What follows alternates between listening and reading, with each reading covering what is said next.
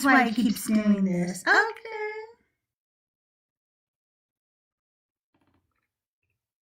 I figured it out, at least all by myself. Good job. I don't know why it's doing what it's doing, but it's doing something weird. Good morning, everybody. Good morning, YouTube. Welcome in. You guys, let's start tapping the screen. Let's start sharing out the live. We do have, I think we have a couple people. I'd like to get to 5,000. I have 2 people waiting. I want to get to 5,000 likes and 5,000 shares. No, 100 shares. We're close. We need 24 more shares, and we need 1,500 more likes. Let me play a song for you guys. This is from my album Ex Parte. It's my Deconstruction album. I'm working on my second album right now, and I have scheduled in writing sessions now, which I never had. I didn't write like this before, so I have to schedule writing now. That's like an adult or something. Gross. Yeah, that's weird. My aunt is a writer, and I would always tell her I could never be a writer. That's what I would tell her all the time. I could never be a writer. You guys have to sit down and write when you don't want to.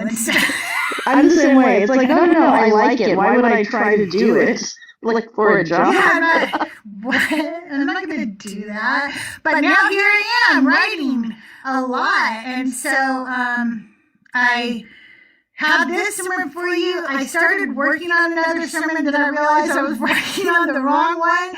So I put that on hold because I got to go back to that one. I'm not going to undo all the work I've done. And then I started writing about Lot's wife because I kind of screwed up from Lot's wife on. So we're going to talk about her after this. This one's going to say that we're leaving Genesis because normally we would be leaving Genesis, but for my live performances, we are not leaving Genesis. Yeah, we're going back because I miss them. And then when it's on the podcast, we really will be leaving Genesis at this story. So anyway, I got a little discombobulated. I've never done anything like this. You're doing great. It's great. Nobody else has either. So it's a whole new project for me. But I'm going to play a song for you guys. Keep tapping the screen. We've got 5,000 likes. Thank you so much. We need 20 more shares. Why don't you share it out while I play Water's Edge for you?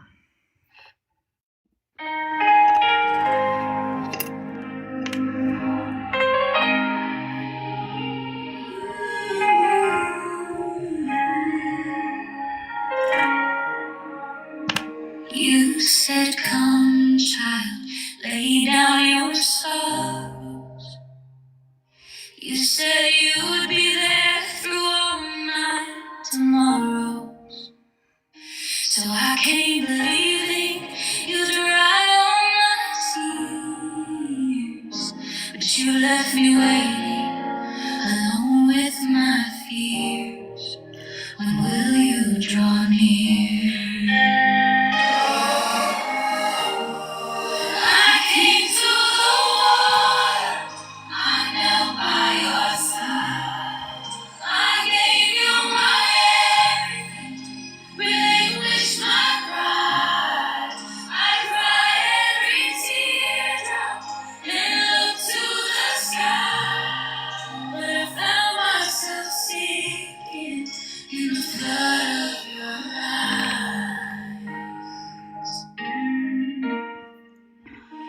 They said your love was too deep to measure. Good morning, y'all, baby. Make me your treasure. I my voice, my identity and name, and called it devotion. But it was just shame, and yet still I say, I came to the water, right there by your side. I gave you my everything, relinquished my pride. I cried every teardrop and looked to the sky.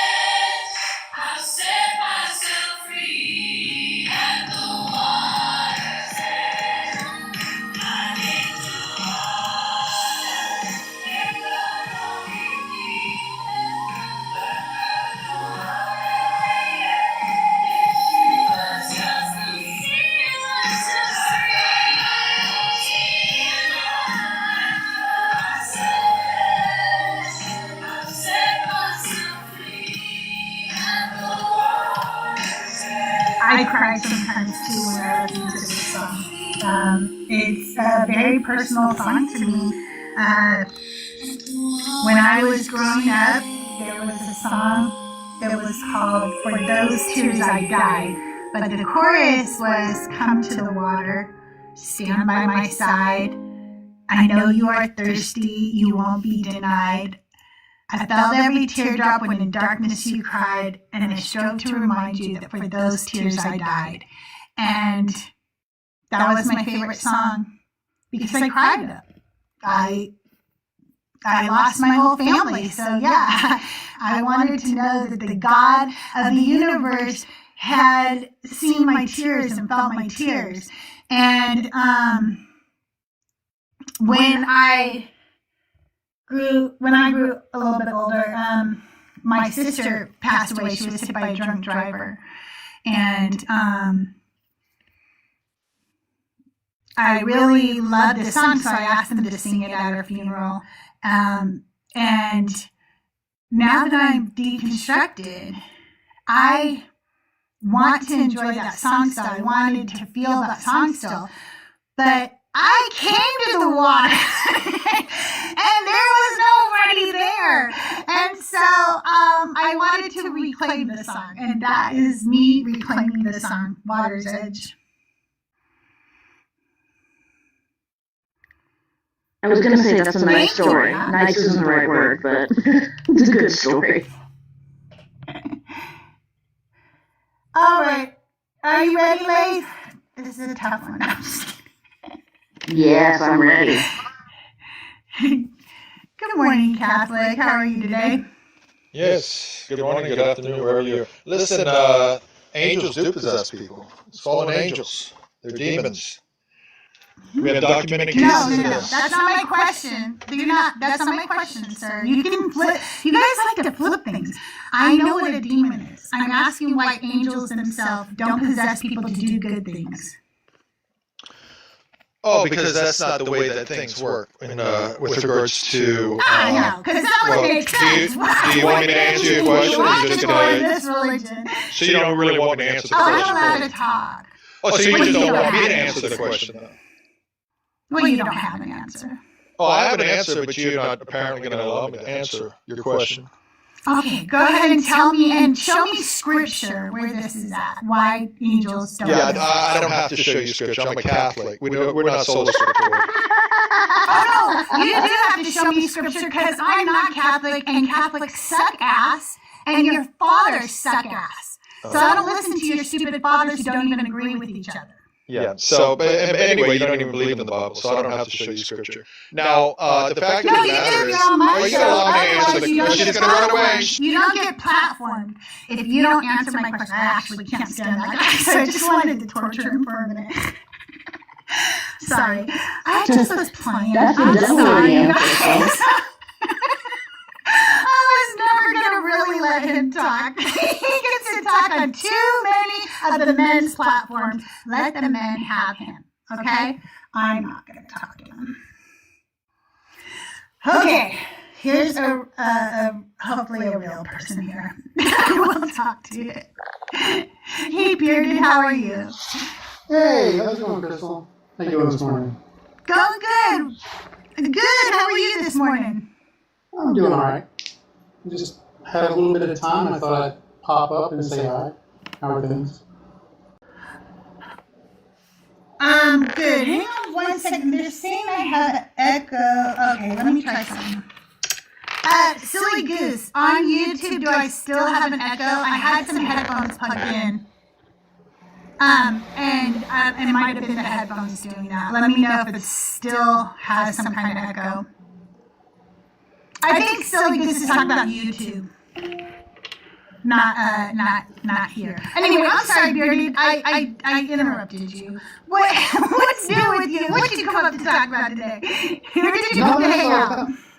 I just came up to hang out a little bit. I've got a little bit of time. I had a no-show client, so I got some time. I figured I'd just pop up, say hi, Awesome. hang out a little bit.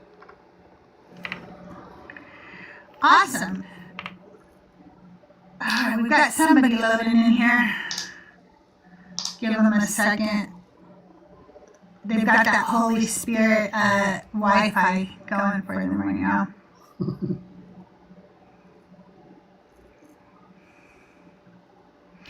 Ego. Go look at my video I posted, because I posted a video about you Christians coming in and saying, I'll pray for you. I think you'll like it. Oh, isn't that just their way of lifting their leg and marking their territory? Yes, it is. It really is. And they think we don't realize that, which is the funny part. But they do it as they're leaving. I didn't come up with this, but I like to say that they're crop dusting. Like, okay, well, I'll just leave. God bless you. It's like, whoa. Rob, I tried to accept you up, but you are not loading for some reason. So if you want to try again. But what I'm going to do right now, we've got our 20 people in here, and I told you I've got an Auntie Sermon for you this morning, and I know I tell you this every time, but this is a really good sermon. Okay? Hey, Rob, did you want to come up? Do you have time? Do you want to hang out? Mama Bash, are you in here? If you want to come up, you can come up too. Anyway, we'll do the... What's going on over here? Okay, I don't know. Alright, let me find my documents. I don't remember where any What scriptures? at the time that. Okay, there we go. Okay. Alright, I'm going to go ahead and start, but none of these are it. Who is it this week?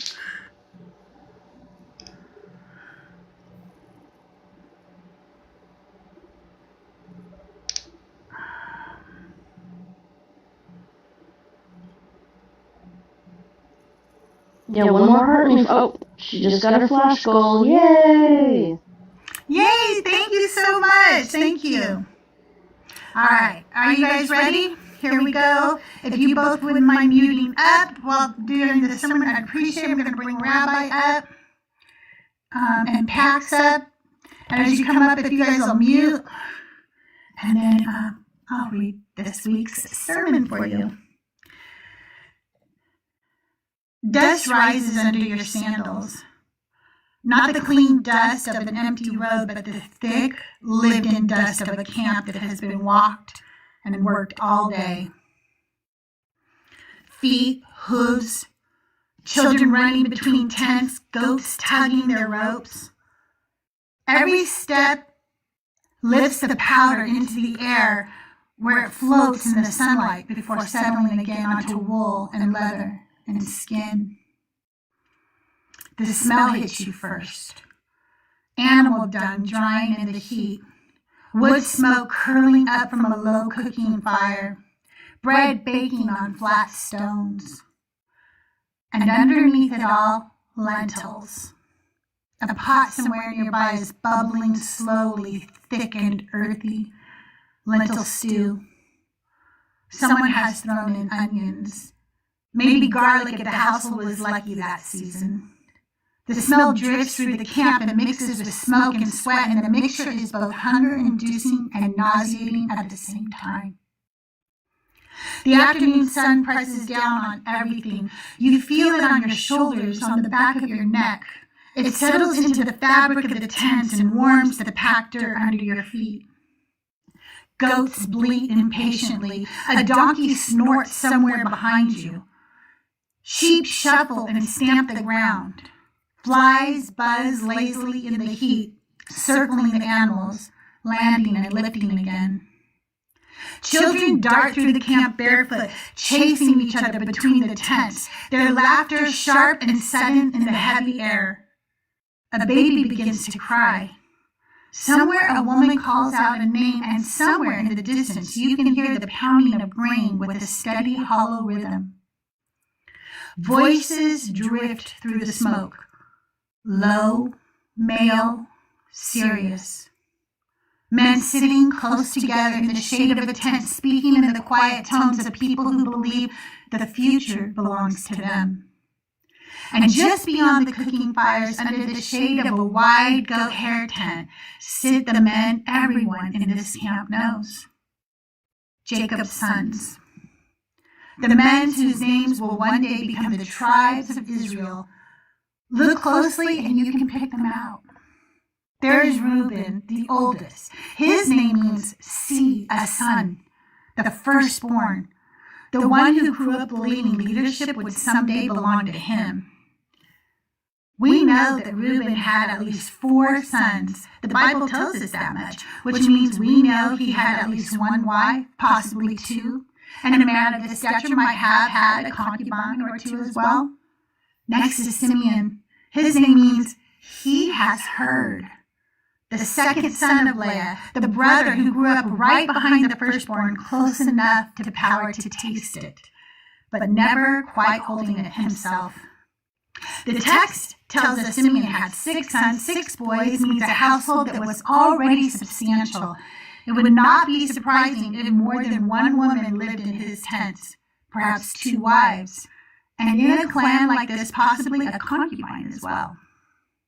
Then Levi. His name means joined or attached. Levi is the brother whose descendants will later claim priesthood, sacrifice, and religious authority. Levi is recorded as having 3 sons, Gershon, Kohath, and Merari. 3 boys means at least one wife raising those children, though in a clan of this size, it would not be unusual if there were other women, concubines in the household as well. Then Judah. His name means praise. Judah will become the ancestor of kings. Judah has 3 sons with the daughter of Shua, and later he fathers twins with Tamar. 5 sons tied to his name, and if we remember that Judah assumed Tamar was a prostitute without much hesitation, it tells us something about the world he lived in. A man like Judah likely moved comfortably in a culture where concubines and sexual access to women were not unusual. Next comes Issachar. His name is often understood as there is reward. Issachar is listed as the father of 4 sons. 4 boys suggest a busy household already established, at least one wife for certain, and possibly more women in the camp helping raise the next generation. Then Zebulun. His name is tied to the idea of dwelling or honor. Zebulun is recorded as having 3 sons. That tells us there was at least one wife. But let's remember that in a family structure like this, it would not be strange if there were other women, wives or concubines in the household as well. Then Dan. His name means judge. The genealogy preserves the name of one son, Hushim. One child is all the text tells us about, but even one child means there was a woman there whose life made the birth possible. Then Naphtali. His name means my struggle. Naphtali is recorded as having 4 sons, and the text often leaves daughters unlisted, so there may have been more children than we know. A family of that size could easily mean more than one wife raising those children together. Next is Gad. His name means fortune. Gad is recorded as having 7 sons, 7 boys, and again, possibly daughters who were never listed. A household producing that many children almost certainly included multiple wives and concubines. Then Asher. His name means happy or blessed. Asher is listed as having 4 sons and a daughter named Sarah. We just talked about her in our last sermon. 5 children whose names we actually know. It would not be unreasonable to picture a household that included at least 2 wives helping raise the family. Then Joseph. His name means, may he add, the dreamer, the brother who will end up in Egypt. Joseph marries Asenath, and together they have 2 sons, Manasseh and Ephraim. In Joseph's case, the text does give us the name of the woman beside him, Asenath. And finally, Benjamin. His name means son of the right hand, the youngest, the baby of the family. Benjamin will later be recorded as having many sons of his own, a growing household that again reminds us that behind every one of these men were women giving birth, raising children, and holding together the daily life of the camp. Can you picture it? Are you still with me? Can you still smell the lentil stew simmering over the fire? The fresh bread baking on the hot stones? Can you feel the dust on your skin, the dry air in your throat, the sound of animals shifting in their pens and the children running between the tents? Can you see them now? Reuben, Simeon, Levi, Judah, Issachar, Zebulun, Dan, Naphtali, Gad, Asher, Joseph, Benjamin, Jacob's sons. The men whose names will become the tribes of Israel, and around them wives, many wives and concubines, women who bore their children, women who ran their tents, women who kept those households alive. Now listen carefully to what the text itself chooses to say about these amazing women. Genesis 46:26. All the souls who came with Jacob into Egypt, who were his direct descendants, in addition to Jacob's sons' wives, all the souls were 66. Do you hear what the text just said? Other translations make it a little clearer. Not including the wives of Jacob's sons were 66 persons in all. Because if you didn't catch it, I want to slow that moment down. Jacob's sons are counted. Their children are counted. Every male descendant is carefully added to the total, but the wives, they are not included in that number. The women who bore the children, the women who kept the tents, the women who cooked the bread, nursed the babies, and held those households together, they are not counted. Not in the number, not in the total persons, not counted as people worth adding to the sum. The absence of these wives in the text is palpable. You can feel it. The camp we just imagined was full of them, full of women whose labor made that entire clan possible. And yet, when the genealogy is written, when the bodies are counted, they disappear. Not named, not numbered. Not even counted as human. So what did the rabbis say about this? They noticed it. Rabbinic teachers spent centuries reading these texts with microscopic attention. When a number doesn't add up, when a phrase feels strange, when something appears to be missing, they talk about it. And Genesis 46:26 raised questions.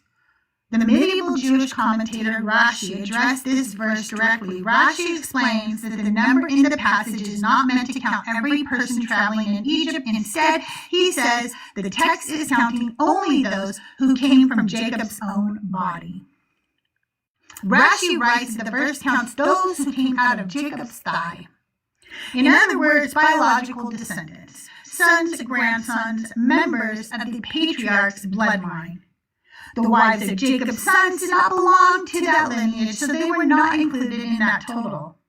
A later Jewish commentator, Nachmanides, writing in the 13th century, makes a similar point.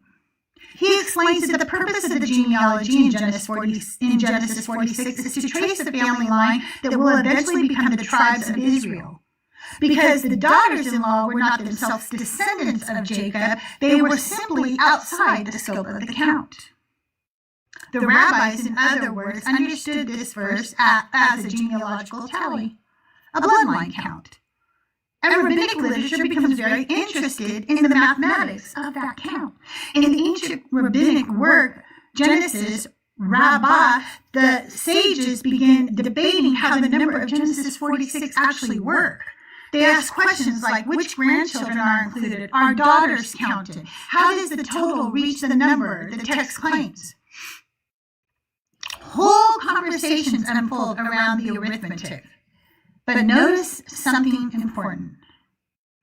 The debate is about math, about the genealogy, about how the numbers add up. And the women? The wives who traveled with these men, the wives who bore the children that made those numbers possible, remain summarized in a single phrase, not including the wives of Jacob's sons. So what about Christian teachers? How have Christian interpreters handled this line? Many Christian commentators approach Genesis 46:26 in much the same way the rabbis did.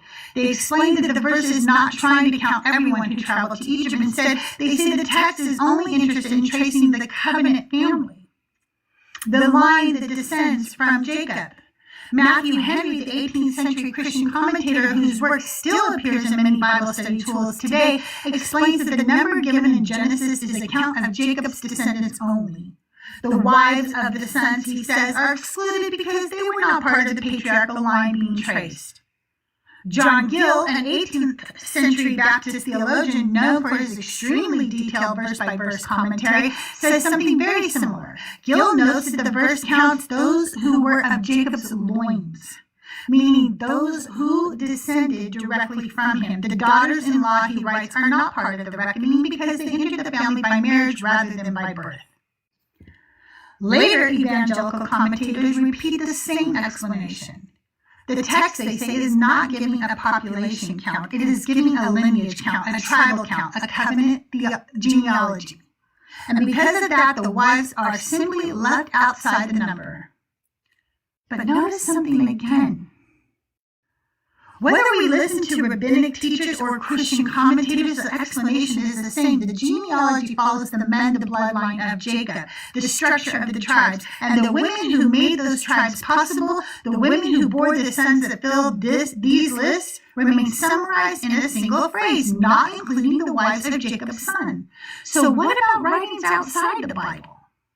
Because once we move beyond the biblical text itself, something interesting happens. Other ancient and medieval Jewish writings sometimes try to fill the gaps that the Bible leaves open. The Bible gives us 12 tribal fathers, but almost nothing about the women who married them. And later writers noticed that silence. One of the earliest attempts to fill that silence appears in the Book of Jubilees, a Jewish text written sometime in the second century BCE. Jubilees retells much of Genesis, but when it reaches the stories of Jacob's sons, it begins doing something the Bible never does. It starts naming the wives. According to Jubilees, the sons of Jacob did not marry anonymous women. They married women with names, families, and genealogies. Reuben is married to Ada. Simeon is said to marry Issachar. Levi is said to marry Milcah. Judah is said to marry Betasuel. Issachar is said to marry Hezekiah. Zebulun is said to marry Nehemiah. And in many of these traditions, the wives are described as daughters of relatives within the extended family, cousins, nieces, or clan members, which would have kept the tribal lineage tightly within Jacob's household. Which means the excuse that these women were not counted because they were not really part of the tribe starts to fall apart. Because in these traditions, they would have been within the tribe, within the clan, within the bloodline, so that explanation becomes moot. Even when later readers tried to solve the silence by imagining these women as part of the family itself, the biblical text still does not count them. But Jubilees is not the only text that tries to repair the silence. A much later Jewish compilation known as the Chronicles of Jeremiel, likely written in the medieval period, also preserves traditions about the families of the patriarchs. In some manuscripts, the work lists wives and genealogies connected to the tribes, again attempting to supply the information the Bible never recorded. And then we see the same pattern in various medieval Jewish genealogies. Writers and chroniclers try to reconstruct full tribal family trees. Some of these traditions create lists of the mothers of the tribes, the women who would have given birth to the clans that eventually became Israel. But here's where it gets interesting. The names are not consistent. One tradition gives one set of wives, another tradition gives a completely different set. Different communities preserve different names, which tells us something very important. These traditions were not preserving a stable historical memory. They were doing something else. They were filling narrative gaps. Readers saw the silence in Genesis. They saw the phrase, not including the wives of Jacob's sons, and later writers tried to answer the question the Bible never bothered to ask. Who were these women? What were their names? Where did they come from? The biblical text gives us the fathers of the tribes. Later tradition tried to give us the mothers, but even those later traditions cannot agree, which means the silence in Genesis is still there, still echoing. The tribes of Israel have fathers, but the women who bore them remain almost entirely invisible in the biblical world. Feminist teaching. Modern feminist scholars have looked directly at this verse. Genesis 46:26 does something very specific. It counts the descendants of Jacob, and then it pauses to clarify that the number does not include the wives of Jacob's sons. Not forgotten, not overlooked, explicitly excluded. The feminist scholar Tikva Frymer-Kensky pointed out that passages like this reveal how ancient genealogies function. In her analysis of Genesis genealogies, she explains that the numbers are not counting households of travelers, they are counting the patriarch's biological line, which means the daughters-in-law are intentionally removed from the calculation. They are physically...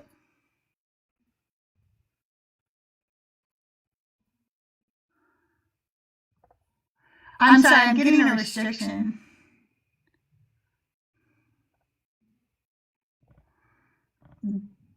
So we've got people reporting me. I'm sorry.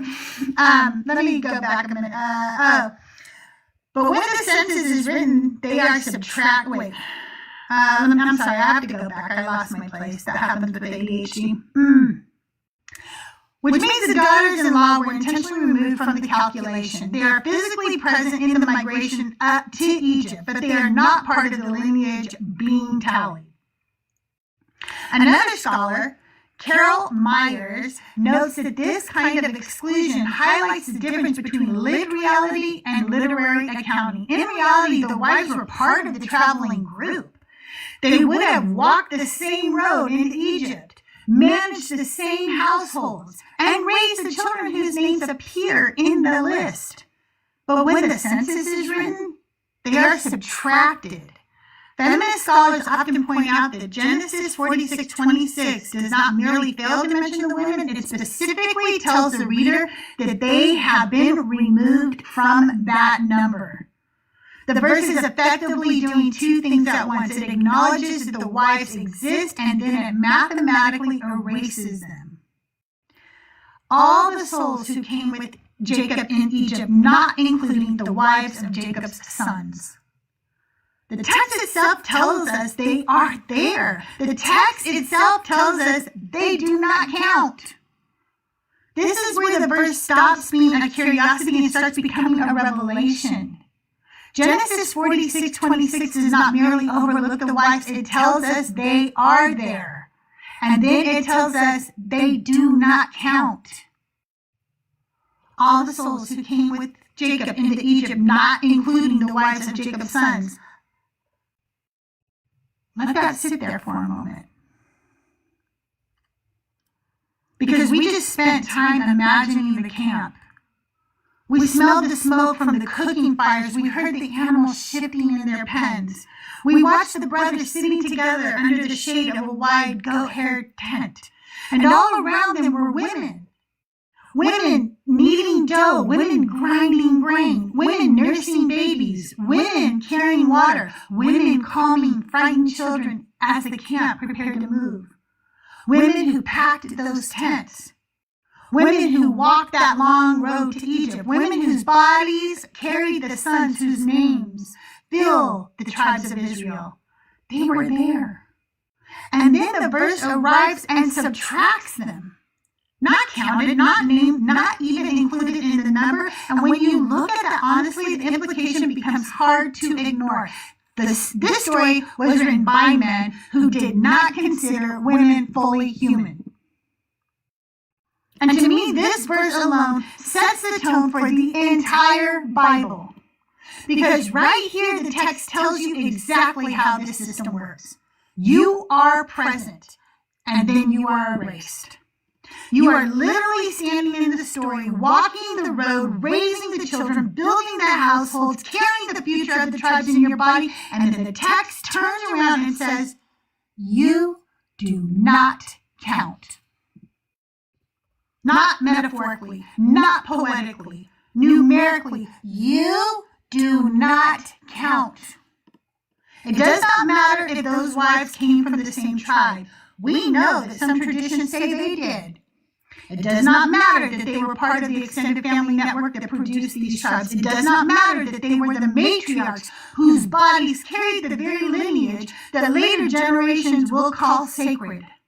It does not matter that the line these women carried will eventually be claimed as the holy line that leads to Jesus, the Messiah. The mothers of the line do not matter to the text. They are present enough to produce the tribe, but not present enough to be counted among the people, and this pattern will repeat itself again and again. When a woman acts to preserve the lineage like Tamar did, she will be slandered as a prostitute before she is ever called righteous, even if Judah said, she is more righteous than I. When a woman protects the future of Israel, the story will center the man. When a woman saves the line, the men will keep the credit. And when the genealogy is written, her name will disappear. The religion will be built around the fathers. The tribes will be named for the sons. The inheritance will pass through the men. And then those same men will stand up and tell women that God loves them equally. But Genesis 46:26 tells us something very different. It tells us that the women were there. And then it tells us they did not count. Which means this is not just one awkward verse in an otherwise fair story. This verse exposes the architecture. This is not a book that emerged from a world that saw women as equal human beings. This is a record of lineage, inheritance, tribal survival, male memory. The women built the nation, and the men stole everything from them and called it holy. Before we return to the wives of the sons of Jacob, I want to tell you a story, a personal one. Because sometimes the only way to understand what erasure feels like is to remember a moment when it happened to you. I've talked before about how my mother abandoned us when I was 3 years old. I was one of 8 children.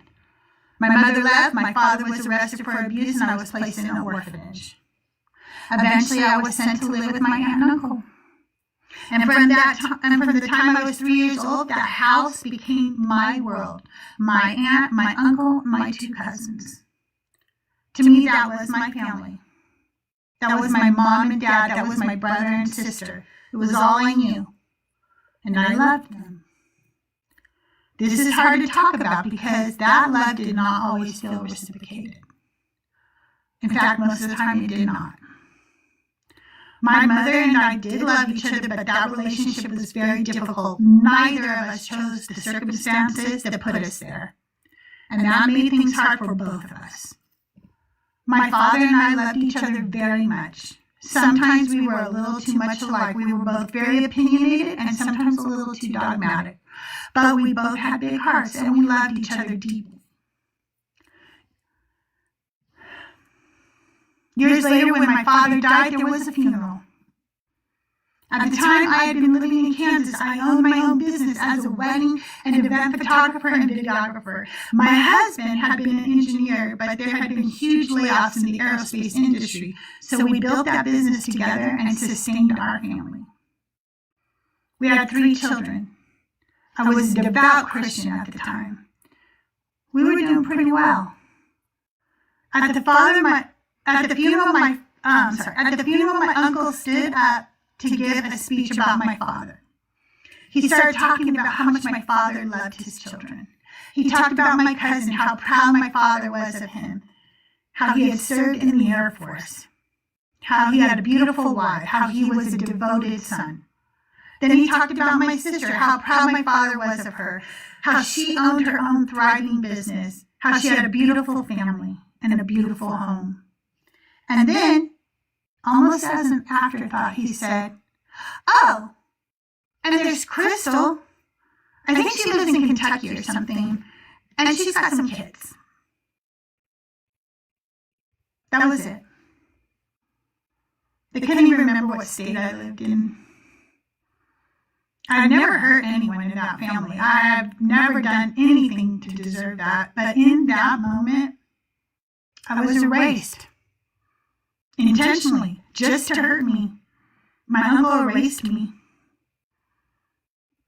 First I was abandoned by my mother, and then I sat at my father's funeral listening to someone talk about his children as if I barely existed.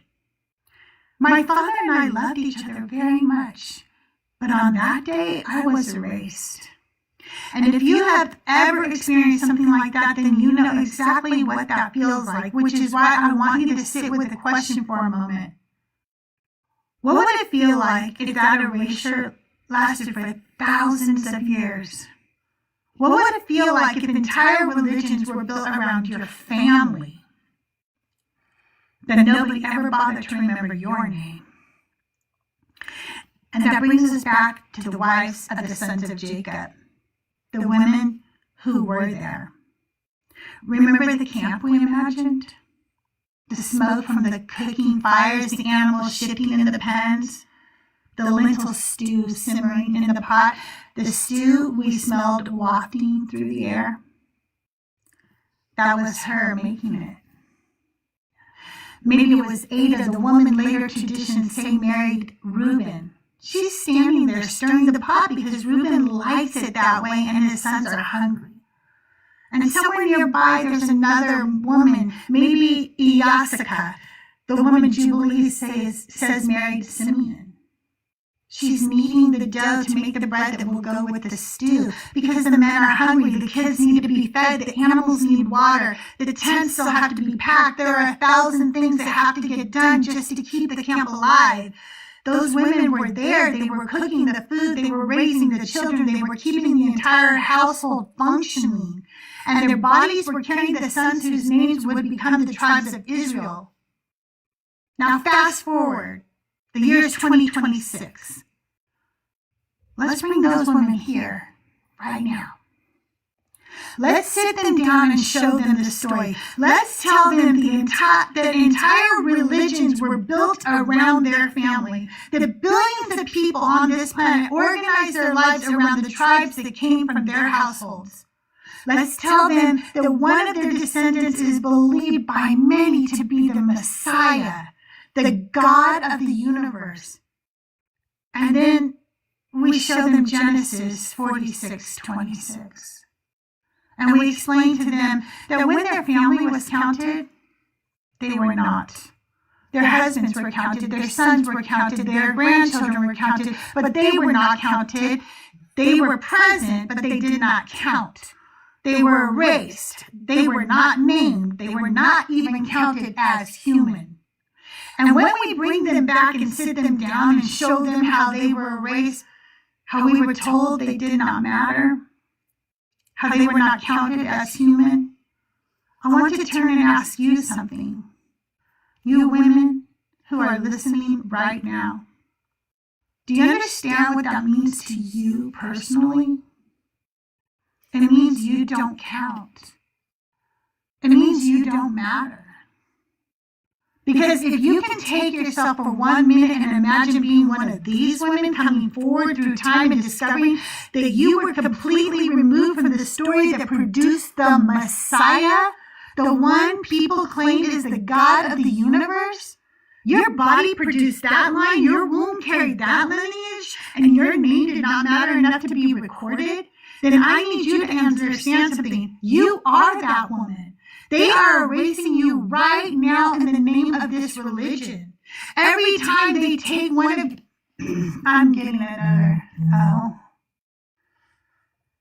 I'm sorry. TikTok doesn't like my little sermon.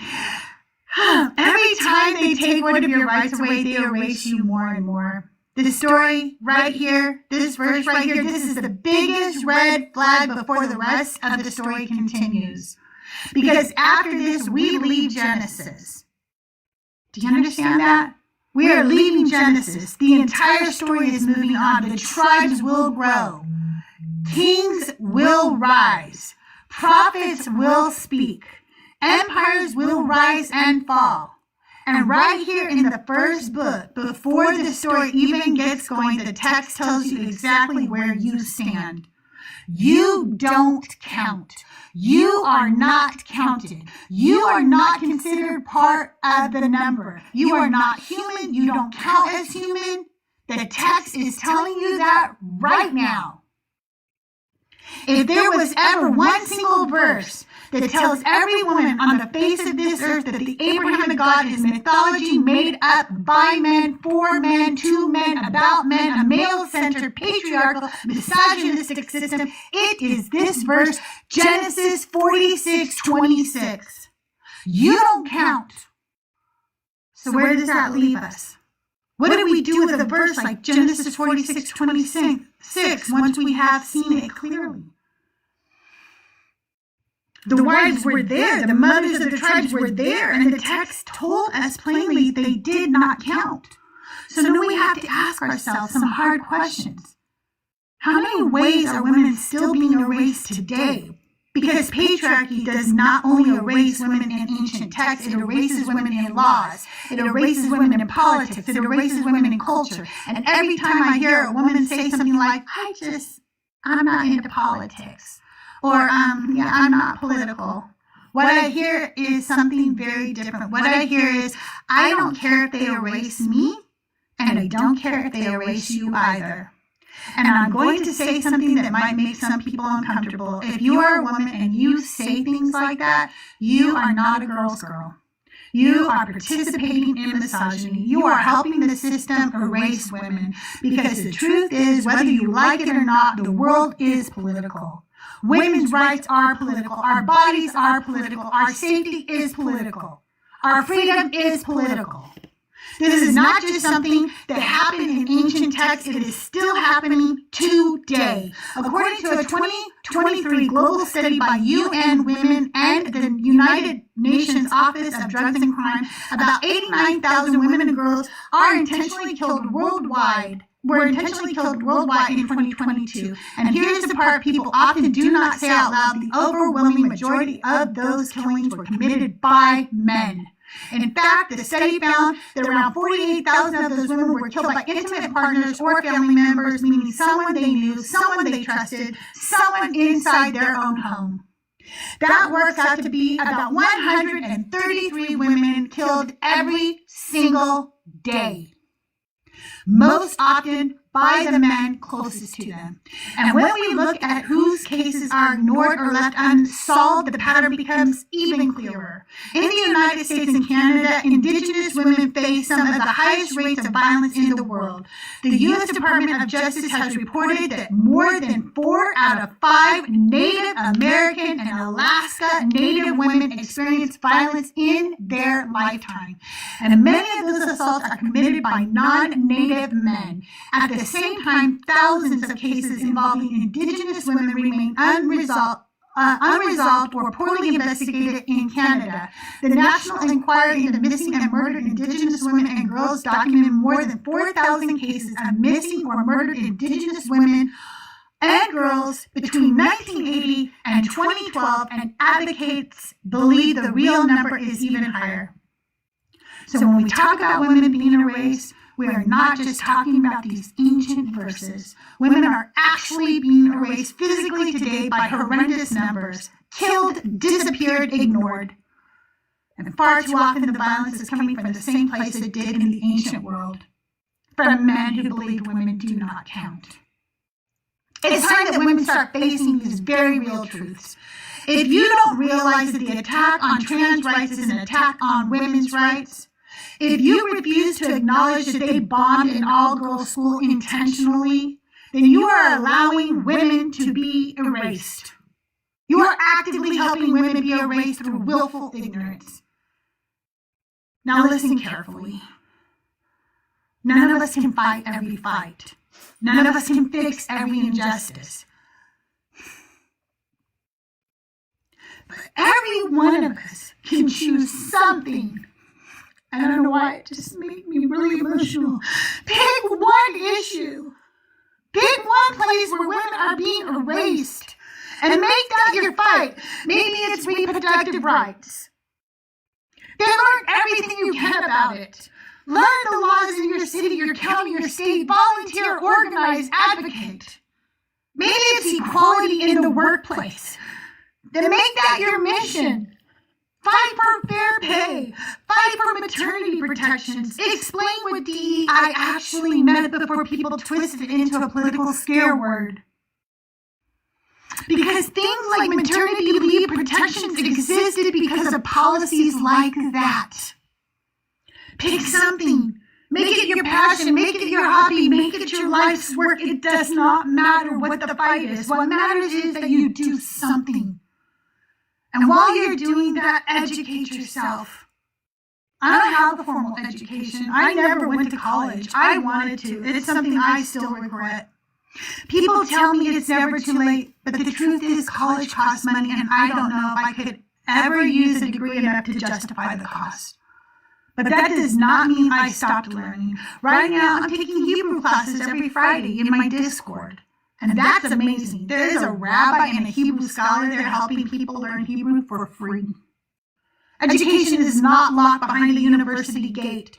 You can go to the Khan Academy online. You can go get your local library card. You can read every book on the library shelves. You can learn anything. And yes, I have ADHD. Reading books is hard for me sometimes. But learning is still possible. And it matters. Because the more we educate ourselves, the harder it becomes for anyone to erase us. And before we end this sermon, I want to bring us back to the verse that started all of this. Genesis 46:26. If you still own a Bible, go highlight it. I'm going to do it right now because I don't even know if I have it highlighted. I want to make sure I do. Genesis 46:26. Let's make sure we're highlighting that. It's right at the end of the chapter. All the persons belonging to Jacob who came to Egypt, who were his own offspring, not including the wives of his sons, were 66 persons in all. Underline it. Write it down somewhere. Print it out and tape it to your wall if you have to. And the next time someone asks you why you're not a believer, tell them the truth. Tell them it's because when the tribes of Israel were counted, women were not. Tell them it's because the mothers of the nation were erased. Tell them it's because according to this religion, women didn't even count as human. And no woman should ever worship a God who does not count her. Genesis 46:26 told us that plainly. You don't count. And if you don't count, you are free to walk away. And that is today's Auntie Sermon. Yay, thank you. Very good one. Very hard one to hear. Crystal, that was Hey, Pax, how are beautiful. you today? I'm doing all right. I'm really happy to see you. I was actually hoping I could talk to you about something about deconstruction, but I want to let this all land and let your sermon land and have you talk about things first. So. Thank you. If you guys have any questions or comments or want to come up and say something about this sermon, please feel free. The guest box is open. But if not, Pax, go ahead and tell me what you want to talk about. Hey, so I went on Duvall's Live the other day. Also, first of all, hi, Crystal. It's so great to see you. Hang on. Hi. Hello. It's so good to see you. I super love you. I fell off the planet for months and months and months, and so I haven't been around. But I'm totally still with you, and I still love you, Crystal. And I see the work that you're doing here, and it's beautiful. Like because you are providing a service to this community. It's great. I fall off the planet sometimes too, and that happens with when you have depression, anxiety, and other mental health issues. So I just hope you're doing okay. Whenever you disappear for a while, I'm not going to lie, I worry a little bit because I think, is Pax isolating right now? Is Pax, okay? Yeah. Well, I was also unmedicated. Like, I was off testosterone for several months, and that makes, like, once you're on it and then you go off of it, it's pretty fucky. So now I'm off of it again for the last 2 weeks, but so far I'm still not feeling it, so we're good. It's really hard to get medical care and food and stuff right now. So, but I wanted to, that's not what I'm here for though. I have been thinking about deconstruction stuff. I joined the community about 2.5 years ago when I was still homeless. And I was looking for people to, or basically a way to pass the time. Because like when you're poor, like really what you need to do is find ways to unalive time. I'm so sorry, but your sound is cutting in and out. So Oh, is it? like every other word. Yeah. Oh, good to know. Hang on. Yeah. Let me try this. Is this any better? Otherwise, maybe I can jump down and come Yeah, back up. I think that's better. Okay. Thank you for telling me. I can hear you better now. I appreciate it. Thank you. No problem. I wanted to hear you, and I'm like, wait. No, thank you. That's helpful. I joined deconstruction, or I got on TikTok about 2.5 years ago. I was homeless. I thought I was going to unalive, and I had time. But like when you're homeless and stuff, like what you have to do is figure out a way to fill 24 hours in a day. Like if you're not working, if you don't have money to go out, like if it's not safe to do anything, like you just have to figure out how to be really still and consume very few resources. And also make the time pass. And so that's what I was doing here in deconstruction. Because I had stopped eating and anyway, so then I didn't unalive, which was surprising. And so then, and I had started making deconstruction art because I was unhoused and I was away from my children, and I wanted to make stuff for them that if I unalived, that they would. They're with mega Christians right now. Let's just say that they're 19 and 17. And so I started making some art about 3 years ago to deconstruct them from whenever they were able to get out. And so then I didn't unalive, and then I kept making it. And so now I actually have 3 years of multiple bodies of deconstruction work. All over the internet on multiple platforms and multiple forms of media, like music that I've composed and performed, poems, essays, theories, systems, frameworks. Like I'm a prolific creative, and I've become a resistance artist. And so I have stuff all over now. And it's being a resistance artist under fascism is weird. Because like historically that it doesn't work out too well for us, but it also turns out that the people in charge of finding us are really not smart. So anyway, like I've been waiting for people to come to my door for months, and they just keep not. So I'm just like, okay, I guess. Yeah. But I've got this really great community of people that I hang out with outside of deconstruction, and they're mostly Indigenous and Black people that are committed to like biodiversity and stuff that we have to talk in code about on this platform. And so there's movements that are growing of people that have good ideas about how to change things. But anyway, so that's not what I'm here for either, though, because I am here for it. So the deconstruction movement itself has a lot of issues, and I've almost left several times. There's been like 3 or 4 times I've had my finger on the leave the deconstruction junction Discord, because I have gotten treated terribly by at least 80% of the people in this community. There are very few people here that I follow now that I did when I first started.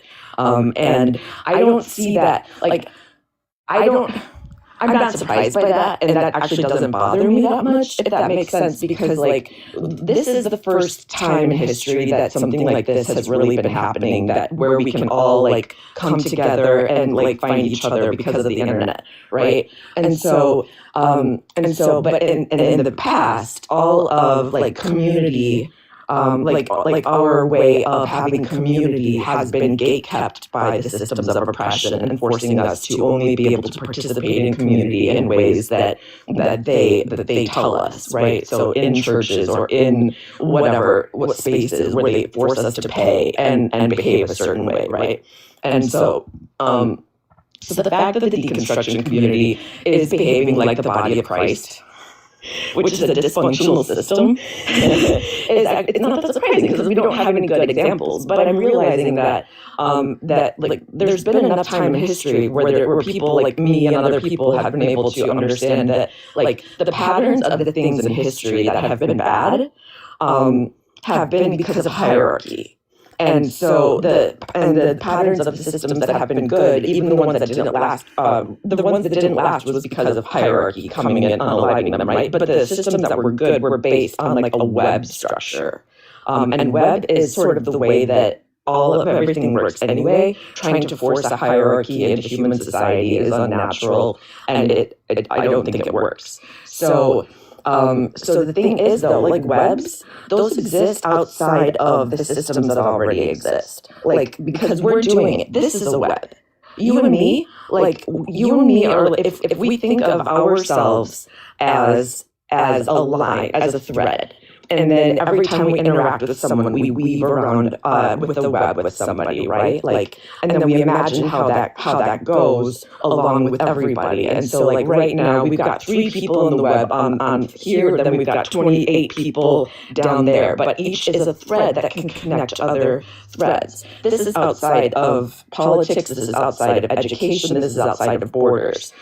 This is the web, and we are already doing it right now. So if we think about intentionally curating our webs and being like, these are the people that I have near me. I'm going to maintain these connections, reach out to them, be like, hey, can we please support each other during hard times, and make sure that you're building something for you to fall into. Ultimately, because I keep thinking about like the Indiana Jones movie where he has to take a step, like out onto nowhere, and then something comes up and hits his foot.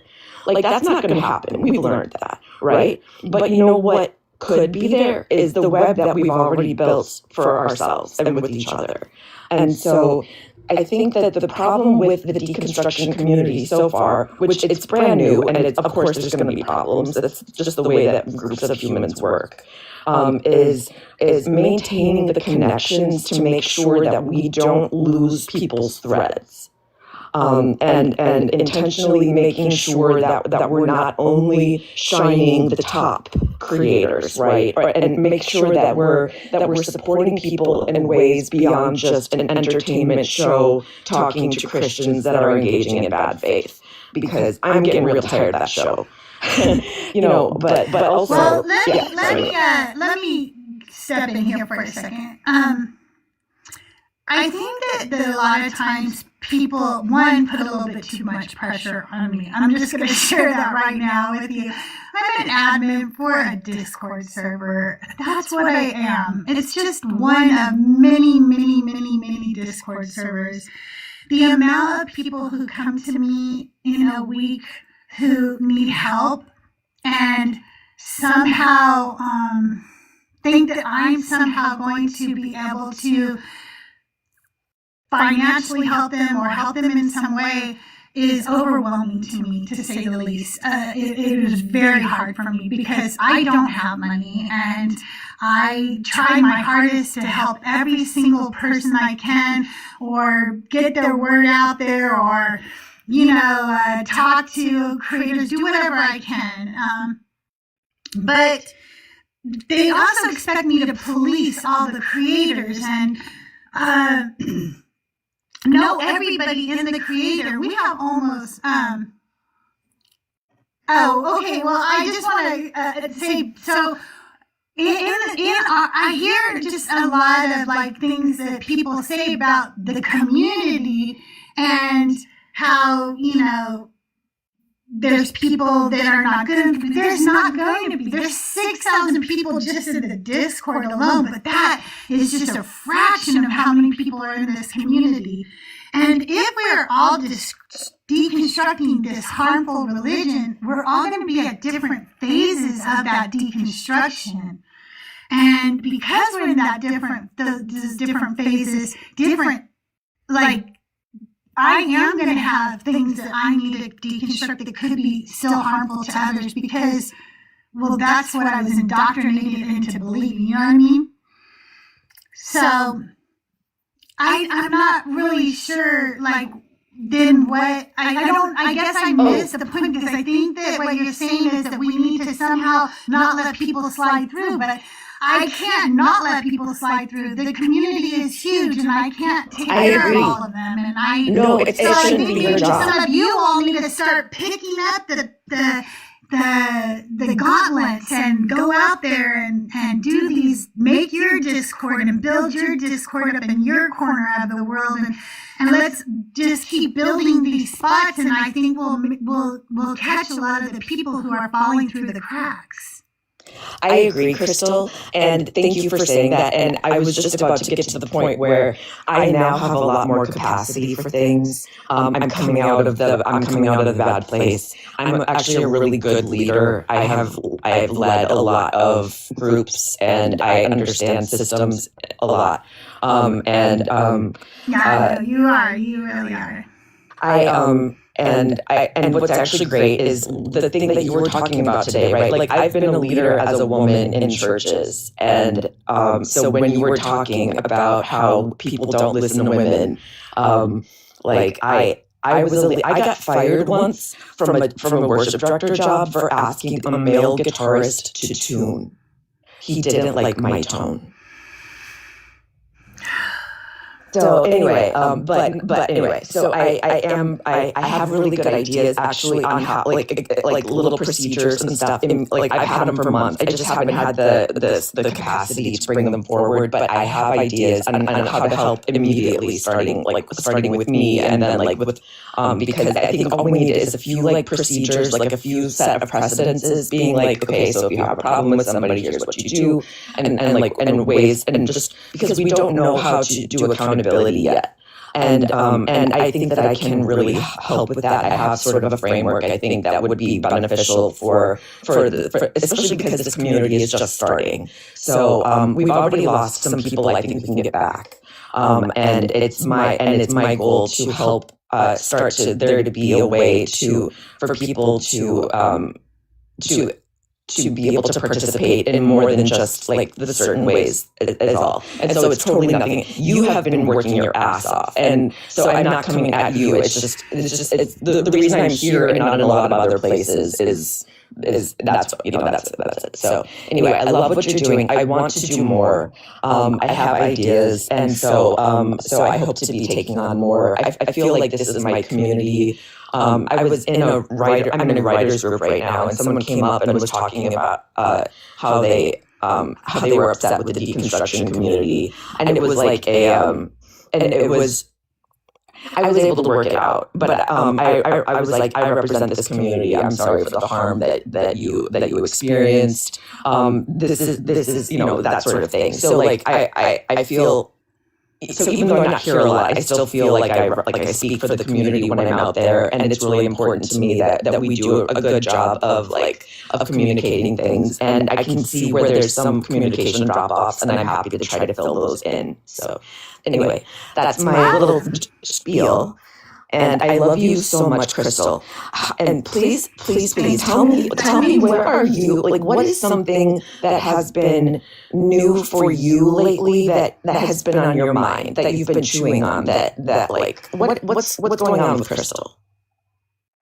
The number one thing that's going on with Crystal is my Auntie Sermons. I love working on them, and we do have a podcast now, and it's out everywhere you listen to podcasts. So if you haven't heard the other women's stories, go back and check out their stories. We're decentering the men and recentering the women in the stories. So yes, that's the biggest thing. That's kind of what I'm working on 24/7. So that's the biggest thing right now. That's going to be so incredible, because like deconstruction media is going to be a thing, like because right now we're so small, but like this is taking over. Like that this movement is going to be huge, and we are some of its like original people that have the verbiage around what we're doing and stuff like that. And so anything that we do is going to end up being like historical, like text. And so I just want that would be cool. Yeah. You're like, you are a pioneer. Look at you. I'm just so proud of you. Also, I just want to do one more. Asher said that. Let me say this real quick. Asher said, I like the idea of an aftercare creator space. I would like to go live with that as a goal. And that would be really cool. What do you think about that, Pax? I think Asher would be great at that. Absolutely. Yeah. Also, there's this creator named Kane. If you know Kane, he's a deconstruction creator. He's a beardy white guy. And he is really nice. And he had a mental health live the other day. And that was really beneficial. I think that different types of lives for support for what people are going through, right? Because we're all experiencing trauma en masse right now. We're all experiencing cortisol and stuff like that. And so the reason we're coming here is to connect to each other, maybe more in a human way than like a debate or an entertainment way. At least right now. And so people that are creating spaces like that, I'm going to actually be going live again soon. I'm going to be reading the book White Male Privilege, and then and starting some sort of basic intersectional style lives for men.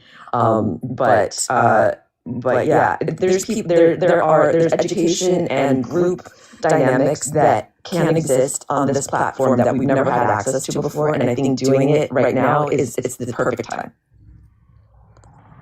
I love Crystal. Too. Hey, Jerry. Hey, Crystal. How you doing, Jerry? No. Hey, Pax. Did you want to add to the conversation? I did. I just want to, it just made me think of some things I learned in therapy when she was talking, because,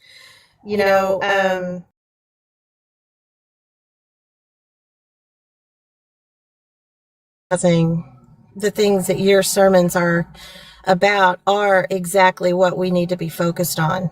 Okay, so because history has brought us to this point, and it's affecting our society.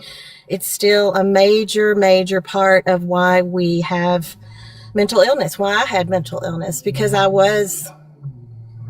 did feel forgotten. I was the fifth of 6 children. No one paid attention to me. But what I learned in therapy, let me just tell you, this little, I guess you call it a tool or something, constantly keep in mind, is that, when you're tackling this issue, like what you so eloquently do with your Auntie Sermons, we have to celebrate progress every step of the way, but we can, see little progressions along the way. And if we don't see those little bits of progress and actually celebrate those those little things that we see, it can derail us. It can make us feel like the problem is just too big. And so that is one thing that I just felt like really was important to say here, because it is overwhelming when you hear, and your sermons make me cry. They bring me I cry when I'm writing inspiration, them. but I'm telling you, this is it's grief good work. tears though. Yeah, it is grief work. And I just want to say, I hear you loud and clear. One of the things I learned in my therapy was that I was living my life to show people how invisible I was, because I didn't speak up and I didn't express how I felt, because I didn't even have words to express how I felt. And learning how to express my feelings from, gear one, and not yelling and screaming and, getting to the point, passive aggression. That's what I had, was passive aggressive, and that wasn't working for me. So I don't know if any of that makes sense, but it took me, it was a 5-month long process, therapy program, but I got lots of tools. And one of the things that I think really helped me, and I think will help Pax in this situation that she's, feeling, is that, it is overwhelming, but we are moving in the right direction. If we listen to these sermons and we really take it to heart and realize our true worth. And I don't even know my true worth, but I know that I feel way different about myself than I did 2 years ago, because I got out of the not feeling good enough, never feeling like I was even worth saying something. So I know I've moved forward. I know I've had progress, and I know that, it's because that my perspective changed as far as, what you're talking about. And so that's how I live my life now. And it, I hope that offers a little bit of, comfort to you, Pax, for what you were saying. And thank you. Yeah. Nope. History is funny when it's happening to you in real time, because you never actually, you expect it to only happen. You expect to only experience it hypothetically, like when you're reading or hearing a story. But then when it starts happening to you, it's like, what are you supposed to do with that? Like, book things are happening to me, and I've never read this book. I don't know how to be this character. And by the way, Jerry, I use he, him pronouns. Another great, super fun thing about me is that I'm so awkward. I didn't realize I was trans until No, don't even worry about it. I didn't realize I was trans until I was 38. So that's the most awkward thing ever. And so and that was when I was escaping a man with my life. So not only was I homeless, then I had to find out that I was supposed to be a dude, and it was just like I have to become my own worst enemy. Like, I'm having the world's largest identity crisis right now. Nevertheless, I know that I still come off super femme, but actually, I get to have this restart in my life. Be the dude. Pax, you finally felt free enough to be the dude you always were. The reason you didn't know yet, you were so indoctrinated into that religion, it didn't allow you to be who you always were. Yeah. Right. Anyway, your true self. And now we get to see who you really are. And now you probably feel, Yeah, I totally agree with that. And I love the truth. I love when people are living their true self. I think that is so beautiful. And I hate the resistance out there, but thank you for correcting me. And I have mad respect for you for tackling that part of yourself and realizing that who you really are. And that is one of my passions to teach people. I'm serious. It's called the True Self series. You can look it up. There's ways that there's things that we're all born with that we can find who our true self is, and you're doing it. And I apologize. I'm so sorry, but I have just so much respect for anybody that has to go through that and really tackles it and says, hey, this is who I really am. And you're just happier. You're just happier and freer when you can live who you really are. Yeah, it's totally true. I started trying to learn to love myself. So I got married at 21. I got pregnant at 20. I got married at 21, had another baby at 22. I was married for 14 years. So I missed my 20s, right? I was raised a Pentecostal homeschooled girl. And then I got pregnant right away. And so, I spent like this whole part of like 14 years as this wife and mother and church pianist and stuff like that. But I knew that like once my husband and I finally split, I was like, yes, now I can finally get to start working on learning how to love myself. Cause I had to spend all my time in therapy talking about him. Right. And so now I'm like, cool, I can take the time to do it. And so then I went hard into it. I rewired my neural pathways with K infusions. I did a DBT course over a year. I did it, and I've been doing it. I figured out how to, yeah, there you go, Crystal. I figured out how to deconstruct, or how to identify and deconstruct my internal heuristics and figure out how to replace them with pathways of things that are real. I've been able to solve my cognitive dissonance issues. I got rid of my chronic nightmares 2 weeks ago. I'm doing so much inner child shadow work right now. It's crazy. And I am thriving. Even though I'm still in a really scary and weird place in my life, being a trans disabled atheist under fascism, like I have to flee my home country. I'm trying to flee, but like also I've never been killing it more. Like I am rocking it right now. I'm showing up for my friends and my partners and my community.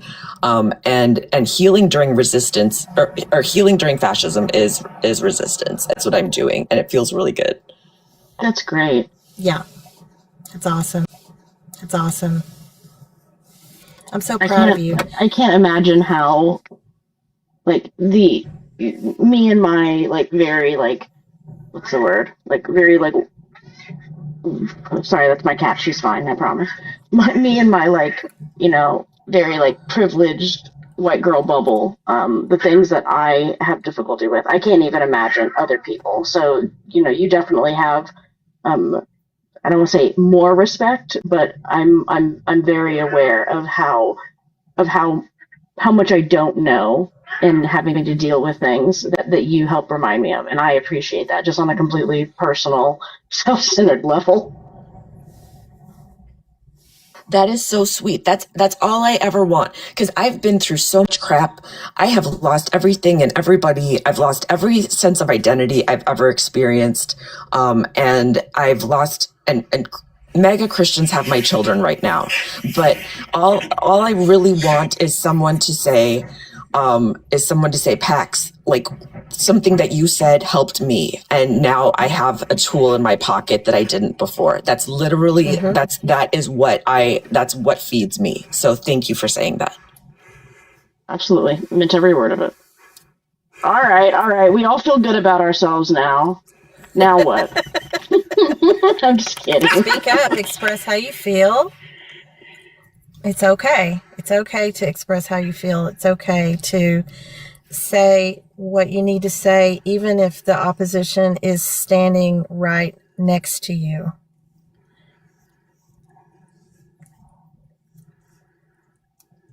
A while ago, I wrote a little like medium length poem that has been running through my head a lot lately. And I've been going around and saying it to people. It's meant to be affirming during hard times. Would you like to hear it? I've got it right here. Absolutely. Okay. I wrote it when I was living in a homeless shelter in West Virginia on a day that I didn't eat. So just keep that in mind. I wrote this thinking that I would never see anyone ever again. So it's called How to Be Better. Be the best person you can be today. A little better than yesterday. but you don't have to try to jump ahead to where you'd be next year. You can't hold yourself to standards you can't possibly uphold yet. Adjust your expectations for yourself, kindly and without guilt. You alone know how much you can realistically accomplish within yourself. Listen to your wants as they likely contain some of what you desperately require. Forgive yourself in advance for what you aren't able to achieve today. You will be better tomorrow. Forgive yourself today for not being the self of tomorrow. Then go farther and realize no forgiveness is required for not yet having accomplished tomorrow's goals. That's very nice. And I don't know who gave you my therapy notes, but that definitely spoke to me. Thank you very much, Pax, for that. Yeah, that's beautiful. I totally agree. After my 5-month journey, I came up with this little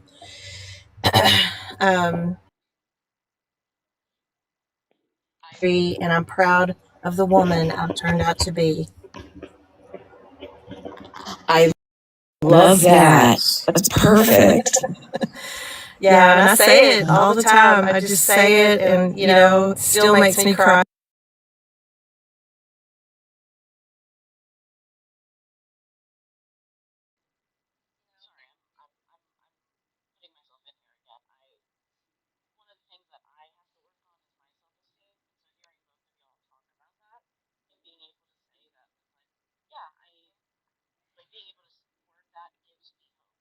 And being able to say that it's like, being able to word that gives me hope that I could actually maybe have self-esteem one day. Yeah. So. Yeah. And next year you're going to be totally different. Like you're going to be way stronger, like you said, tomorrow. I love that. I love it's just one day at a time. But, sometimes I just think next year I'm going to be way more strong than I am now. I'm going to have so much more knowledge and confidence from speaking out and expressing my feelings, because that's really how we leave a legacy, and that's what you're doing. I mean, that's what Crystal's doing, and I think that's what the essence is behind all the research and all of the remembering what we go through in this life does mean something, and we are going to leave a legacy. Pax. Can I say that a very much thank you for hearing your story and some of that. I'm a mental health therapist, and sometimes it's easy to forget that people do benefit from therapy. I have a lot of clients who come in and they don't seem to do much in the way of changing. And we talk for an hour and each week, and we figure things out. They feel like they're doing good when they leave, and they come back, and there doesn't seem to be much change. And sitting with that week after week, it can feel like nothing's happening. So to hear that people are benefiting from therapy, it's a wonderful, heartening thing. It lifts up my spirits, makes me realize that, hey, what I do and what other therapists do really does matter. And it's sometimes hard to remember that. Oh yeah, hang on. Let me talk to that really quickly. Thank you for bringing that up. Therapists have been my healers. Therapists have been the singular only people in my life I've been able to bring what's actually happening inside of the details of my life to, and had a place for them to be unpacked without having them be used as weapons against me. And I have been in therapy since I was 19. When I realized in college that I was sleeping 13 hours a day, and there was a counseling thing, and people were like, "Why didn't you go to counseling?" And so I tried it.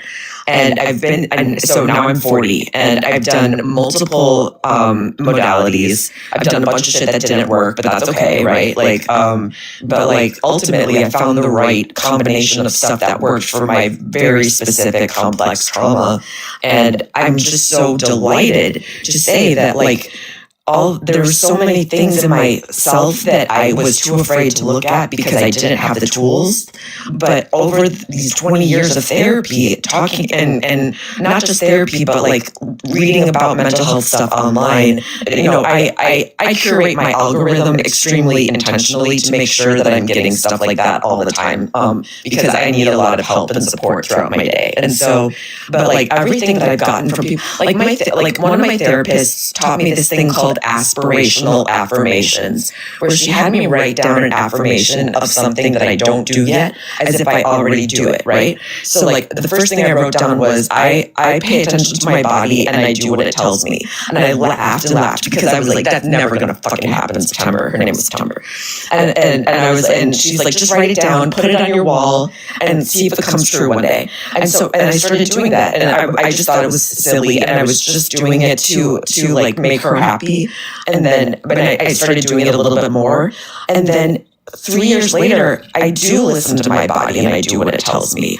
Not to mention, I have hundreds, if not multiple hundreds of pieces of paper of things that I've written about myself that I wanted to be true that are now true. And now I can actually write things about myself that are true without having to have them be aspirational, but they're still just badass in the first place. I have become a person that is able to follow through with reaching my goals, even despite the multiple obstacles that I have keeping me from them, because I have learned to educate my own understanding and then lean on it. And I'm learning to trust myself. I'm almost there, you guys.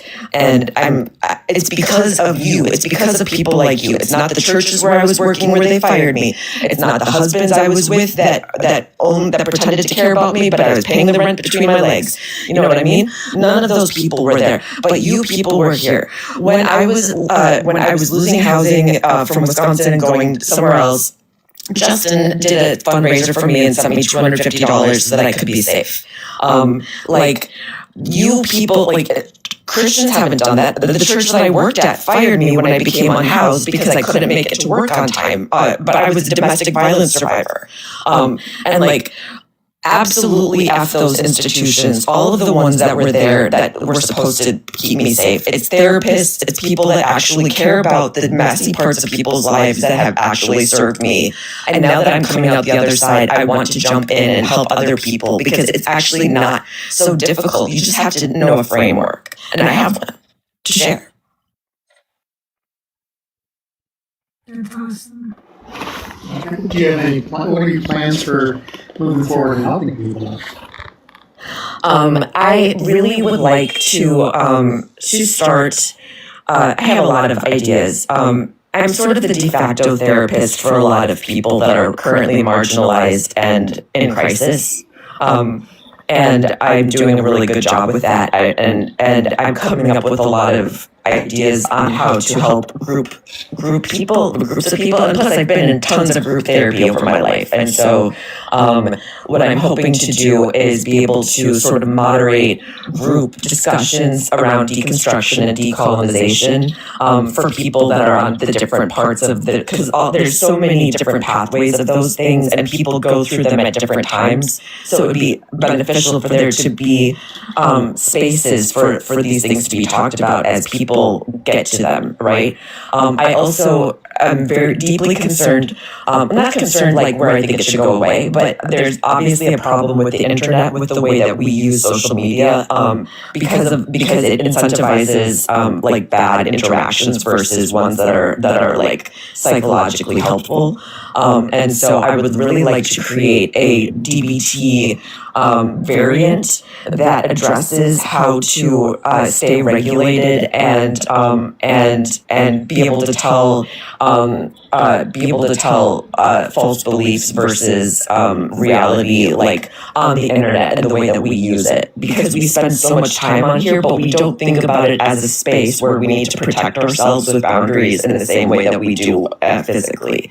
And I would really like to be a person that studies that and then helps change things, or it helps people start to change the way that they use it so it will serve them better, and so that they can because it's a tool that's beneficial, let's use it better. Covering from religion is a part of our Discord now, and you might want to get in contact with them. I know that they are looking for volunteers usually, and stuff, and that might be a really good route for you. You don't mean to break this up, but I'm only on for 3 hours, and I know that they want to have some conversations with. Totally okay. We keep talking Let me about down. I love you so much, Crystal. Thank you for having me up. Thanks for being here. And Beard, you guys can stay up if you want to talk with Christians, but I want to try to get some Christians up here, so we can have those conversations. But you both are welcome to stay up if you want to talk with Christians. I do not. Please let me down. That sounds like a nightmare. But I will be going live soon, so please, if any of you see me live, come up and talk to me. Follow PAX, okay? Follow PAX and watch PAX when PAX goes live. We love you, PAX. Have a wonderful day. Oh, Pax, if you ever need any resources, I hope you can still hear this, Pax. If you need any resources mental health-wise, feel free to reach out to me. I'm always available for that kind of thing. I love talking about mental health treatment and therapy and everything like that. So I'm available. I'm looking forward to sticking around for at least a little while and maybe have some conversations with some Christians. Okay, we're going to try. Oh, it's not going to let me change my background? Let me try again. Darn it. Sometimes it doesn't let.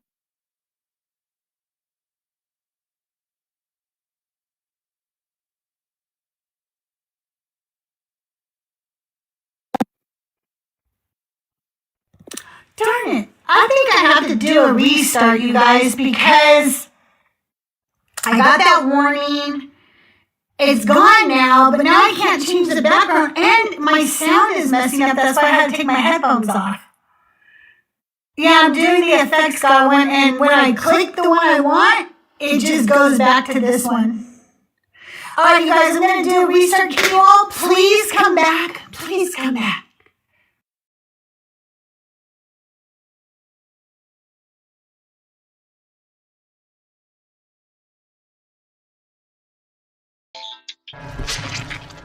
You can't save those who don't want to be saved. You can lead a horse to water, but you can't make him drink.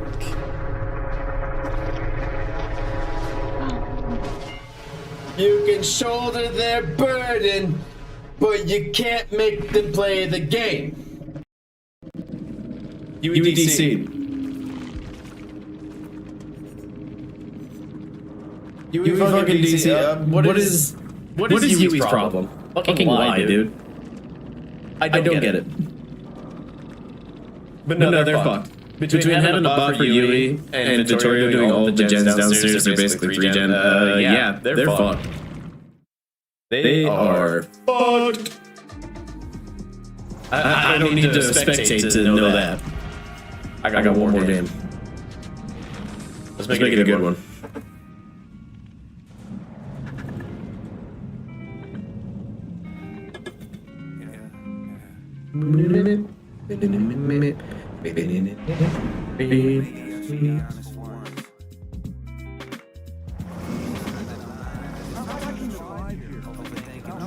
Oh boy.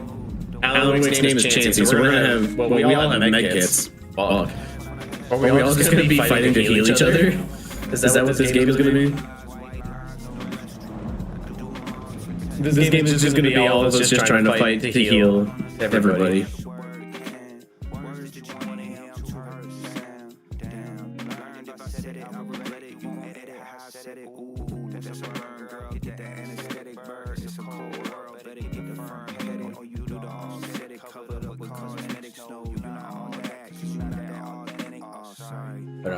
Sorry, no apologize. I said that shit. I'm not sorry. Got more free agency news out of the NFL for anybody that cares. My phone will fucking load. The Saints are signing Travis Etienne to a 4-year, $52 million deal. Damn! The Jets have agreed to terms with veteran DT David Onyemata. No one really cares about that. The Chiefs aren't done signing defensive tackle. Defensive tackle slash fullback. What? The fuck does that mean? Oh, it's an unknown. Oh, this will be fun.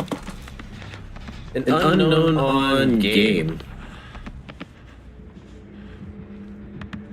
Oh, I saw him. There he goes. He's going into the room. That's unfortunate.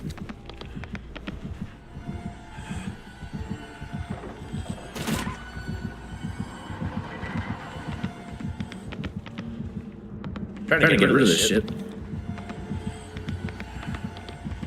I'm coming. Right here. Stop it. Stop moving.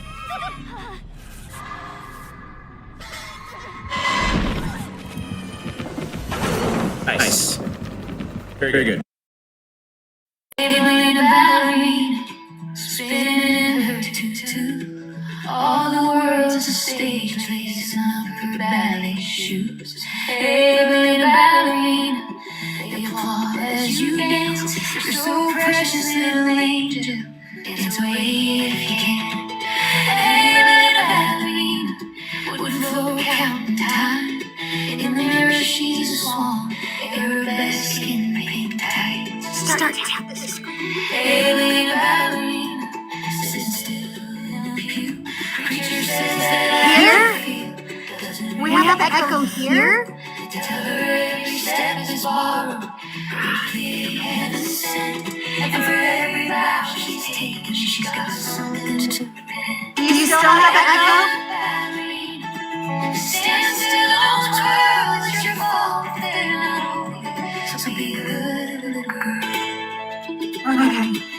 Alien ballerina, Because I don't preacher says know whether the echo is. closes the door so no one hears. Calls it a special game. He says this is guidance. As you join, let me know if you have the echo. For silence, blessed are those that obey. Alien ballerina, the light has left her eyes. She no longer hears the music, and her steps are out of time. Alien ballerina, remember how you twirled the strength there. You're still just a little girl.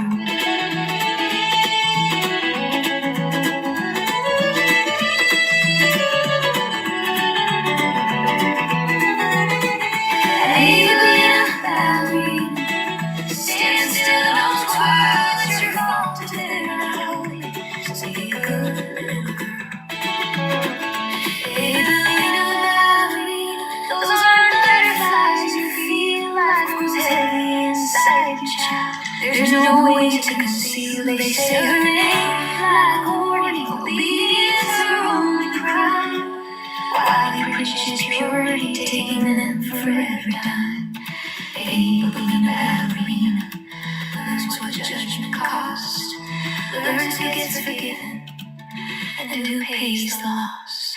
Alien ballerina learns to mother through the ache, learns that love can still be sacred even after what they take. She devours her education and her eyes begin to shine. Music pours out from within her and her steps fall back into time. She reads the words they cherry-picked, preaches truth they try to hide. She interrogates the God, she uncovers every lie. She shows why nothing ever changes, who the system benefits.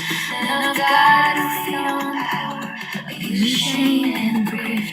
Alien ballerina, show me how you twirl in the sunlight, dancing with your little girl. Alien ballerina, dance center stage again.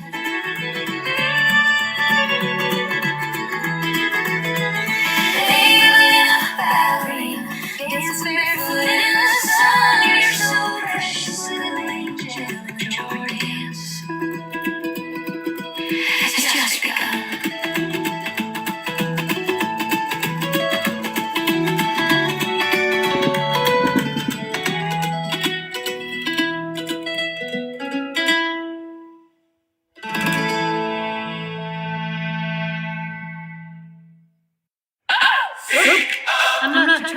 song. I'm not trying to play another song.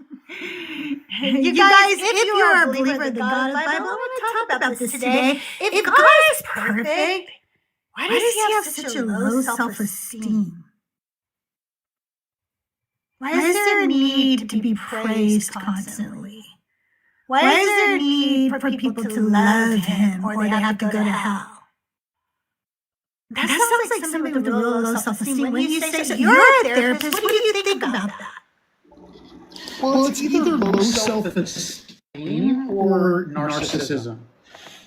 I can say that with narcissism, it's not really, most narcissists don't have low self-esteem. They just don't have any concept that they're not the best. And if they start giving their own sense of self-worth, then they don't know what to do with themselves. So Yahweh is either narcissistic. It's not either. He is narcissistic as anything else. But he's really low. He really has to have. Everybody's got to worship him. Like everybody's got to get on it. Yeah, you gotta worship him. You gotta love him above everything else too. Like, oh my God, don't love anything more than me. Even if it's your own child, don't do that. That's so weird. Right. For an places, sacrifice your child to me. Yeah. That's how much you should love me. I don't know. It just seems weird. It seems very insecure to me that you would, as a God. What? And also, I often wonder why, if this God wanted everybody to love him, why wasn't he just nicer? You know what I mean? I'm just saying, why don't you just be like the nicest God ever, right? I don't know. And there's some old saying about you catch more flies with honey or something. I don't know. Well, if you listen to some Christians, Jesus is that God, that version. He is that really nice, really humble, really wonderful person. But if you actually look at the book, he's not. Right, he's not, and he claims to be this one. So, if he's saying he is the God of the Old Testament, then you can't say that he is only all that good and super sweet, sugary Jesus they want us to believe he is. You get moments in the Bible where he's demanding the Pharisees stone children who talk back to their parents, and telling people, bring anybody who doesn't accept me as their Lord in front of me and slaughter them with the sword. This is supposed to be the same person who's like this extremely loving, wonderful, caring, humble person. I don't think so. Well, what about the perfume bottle too? That one really gets me. I really think that one gets overlooked a lot. He has a woman pouring a very expensive perfume bottle on him and anointing him with it. And one of the disciples, and I believe it's Jesus, I could be wrong, but he says, hey, shouldn't we take that bottle and sell that? And then take the money and feed the poor? And Jesus, because he's so humble and so loving, was like, fuck, yeah, you're right, dude. Let's go sell this. I know where there's a starving people because I'm God and I know everything. We could go feed them right now. No, I'm sorry. That's not what he said. He said, you know what? No, because you're always going to have starving people. So let her anoint me because I'm not always going to be here. So he's saying two things there. That I'm more important and I'm never going to fix the problem with starving people. You're always going to have them. I'm not ever going to actually do anything about that. He's telling you right there. Yeah, in addition, I think that scene was a literary addition because they had to find some way to make him the Messiah. And since Messiah means anointed one, they had to have some scene somewhere in the books where Jesus gets anointed with something. Otherwise, he's not an anointed one. Let me look and see if that is that a theological take that other scholars take too? I'm not sure about that entirely. If he's never anointed in his life, how is he an anointed one? He can't be oily Josh if he doesn't get oiled.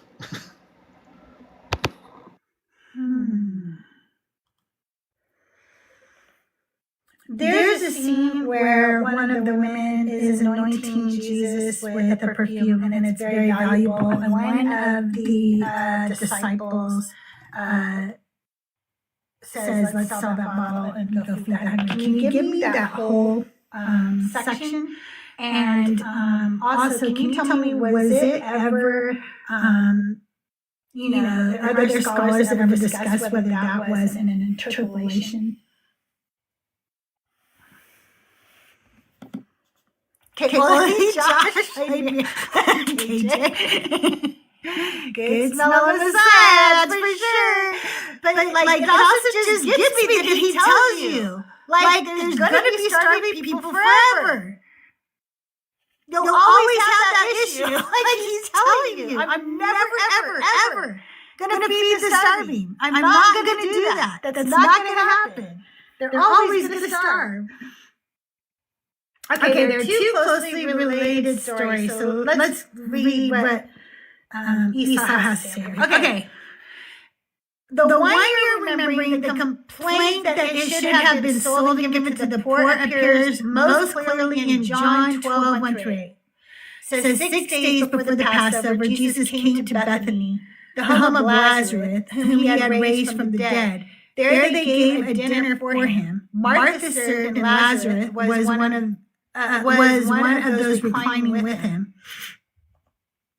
Mary took a pound of costly perfume made of pure nard, anointed Jesus' feet, and wiped them with her hair. The house was filled with the fragrance of the perfume.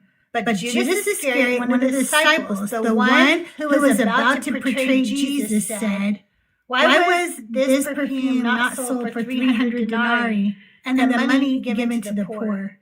He said this not because he cared about the poor, but because he was a thief.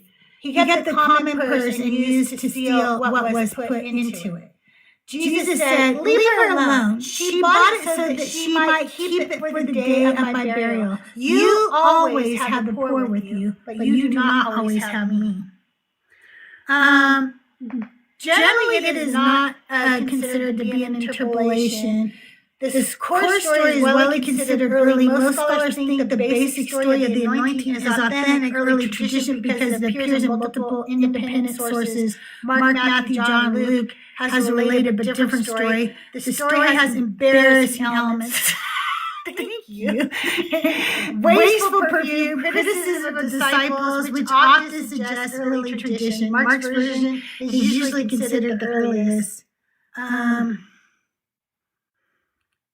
The woman that became. Several scholars know John's version has obvious theological editing. The woman becomes Mary of Bethany, a character John already developed. The critic becomes Judas specifically, making the moral contrast sharper. Verse 12:6, Judas was a thief, reads like a later narrative aside from the author, not part of the original conversation. Raymond E. Brown, Major Johannine scholar, argued that the narrator's comment about Judas stealing from the purse is clearly editorial explanation added for the reader. Yeah, because I don't think that was true. Because I think that Judas, I think Jesus was a very innocent man, and this God used him, and this God is ultimately responsible for his death, whether you believe he exploded or whether you believe he unalived himself. I think that God is responsible for Judas' death. I actually have a thing that says a background. This is Jesus was innocent or something like that. Oh, I thought that for you. The story really struck me. If Jesus absolutely needs to die on the cross for everybody, somebody's got to give him up. And Judas was the one that had to give him up. I disagree. If he's all powerful God, right? All loving. Nobody has to give him up. He should just turn himself in. Well, I agree with that. He should have. But also, if he's all-powerful God, he could just forgive everybody and not have to die. Right? Right? Yeah, there's, let me find out for you real quick. Give me the Bible verses where Judas's guts spill out everywhere. I'll get that for you, Anthony. No, I don't remember. It's in Acts 16 through 1:16 through 20. Brothers and sisters, the scripture had to be fulfilled, which the Holy Spirit through David foretold concerning Judas, who became a guide for those who arrested Jesus. For he was numbered among us and was allotted his share in this ministry. Now this man acquired a field with the reward of his wickedness, and falling headlong, he burst open in the middle, and all his bowels gushed out. This became known to all the residents of Jerusalem as so that the field was called in their language Hakuldama, that is, field of blood. For it is written in the book of Psalms, let his homestead become desolate, and let there be no one to live in it, and let another take his position of overseer. So, yeah, that's where he like I picture it like exploding. Like, I don't know. or alien. Like it just comes out. So weird. But either way, God's at fault.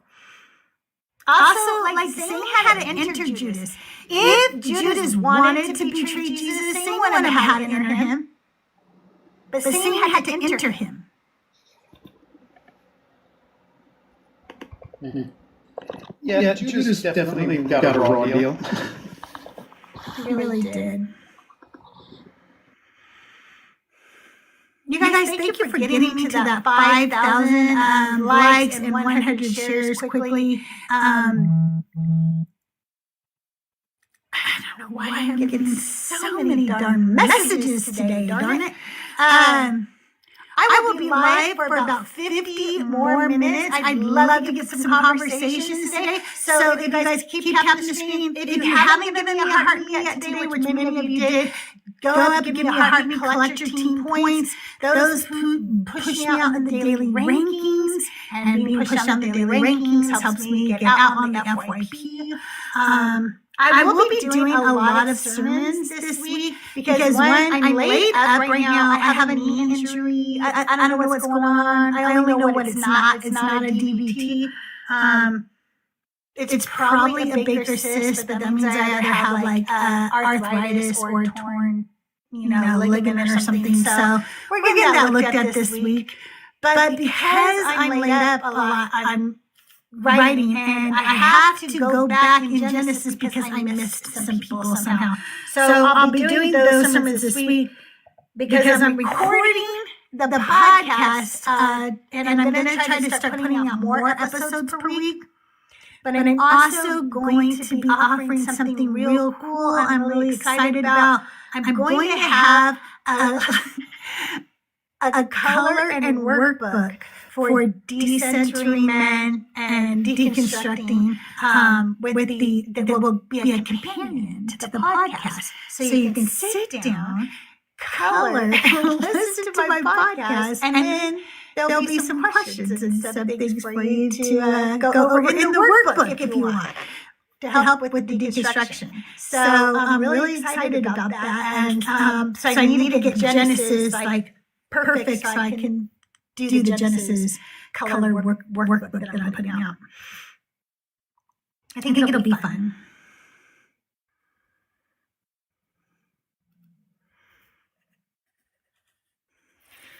It is to help people deconstruct the patriarchy. No, don't deconstruct the patriarchy and the misogyny in this religion. And I think that it affects all of us. And I think, as we move on through these women, I see it all the time, even if you're the most badass feminist, if you were brought up in this religion, if you were indoctrinated since a small child, you still have areas you're centering men that don't need to be centered. You still have areas where you have your own internal misogyny that you have to work on as women, and I want to help. But yeah, I want to help facilitate that. And this is how I would want a companion work group to be. I want to sit down with a drink, maybe, have a little edible or something, listen to the podcast, maybe color or something while I'm doing it, and then do the answers and stuff. So, hi Emily, how are you? I'm good. How are you, my friend? Doing well. How can I help you today? Well, I just saw your prompt, and I was curious of your past and what you have gone through, because I am currently figuring out how to decompress and get out of the mindset that my past has made me believe. And so it's a little bit of a struggle right now. I'm going through therapy. But yeah, I just wanted to hear your story. Well, I was abandoned by my mom when I was 3. I was one of 8 children, and we all went to live with different aunts and uncles. And I grew up with an aunt and uncle out in California. And my mother, I call her my mother and my father. They became my mother and my father. They were devout Christians. And so I grew up in the Methodist church. And I never really felt like I belonged in the family that I grew up in. There was definitely a difference in the way they loved their 2 children that they had before I joined. And I went living there with my sister too, but she passed away. She was hit by a drunk driver when I was 12. And so I was young when that happened. And so I was the only one then out of all the kids that lived in that house. So I didn't have any of my family left. And so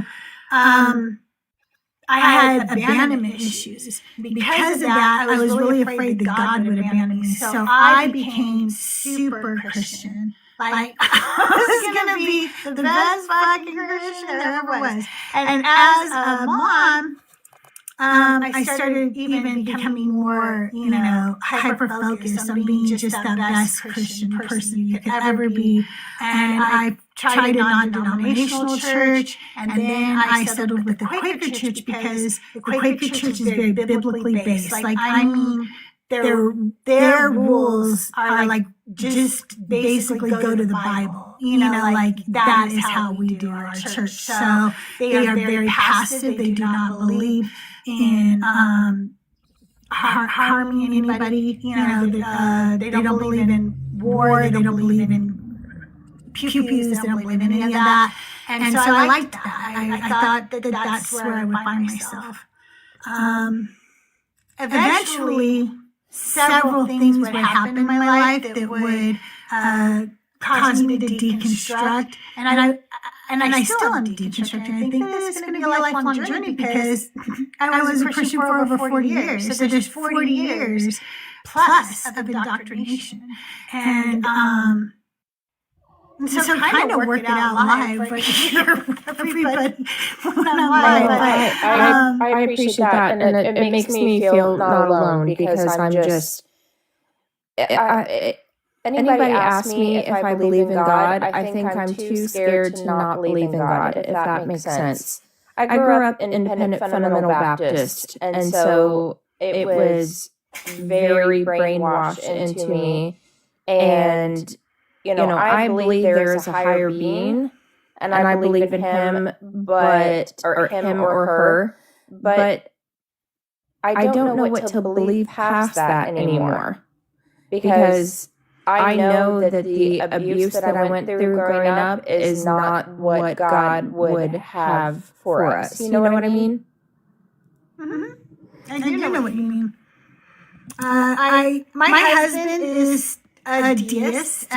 He believes that there is a creator God. He can't understand how we possibly could have energy, space, time, and matter that lasts forever. So for him, it's just too hard for him to, wrap his mind around that. But he doesn't necessarily believe that creator God does anything, that God has any powers outside of just creation in and of itself. And you know what? I'm okay with that. Like, believe that all you want. Just understand that the God of the Bible is not real, and that there's no hell waiting for you or anybody else. There's just not. I was so ingrained in my mind about hell as a child that I have nightmares almost every single night about hell. I'm so sorry about that. Well, you don't have to say you're sorry. I'm sorry for what you've gone through as well. Have you, by chance, seen the documentary that's on HBO called Let Us Pray? Prey. No, I haven't watched that one. Okay, so I'm in that, and that was a really hard thing to do. But I am trying to get I feel like sexual and physical abuse is talked about a lot, but religious abuse is not talked about enough. And I want to get it out there as much as possible, which is why I appreciate lives like this.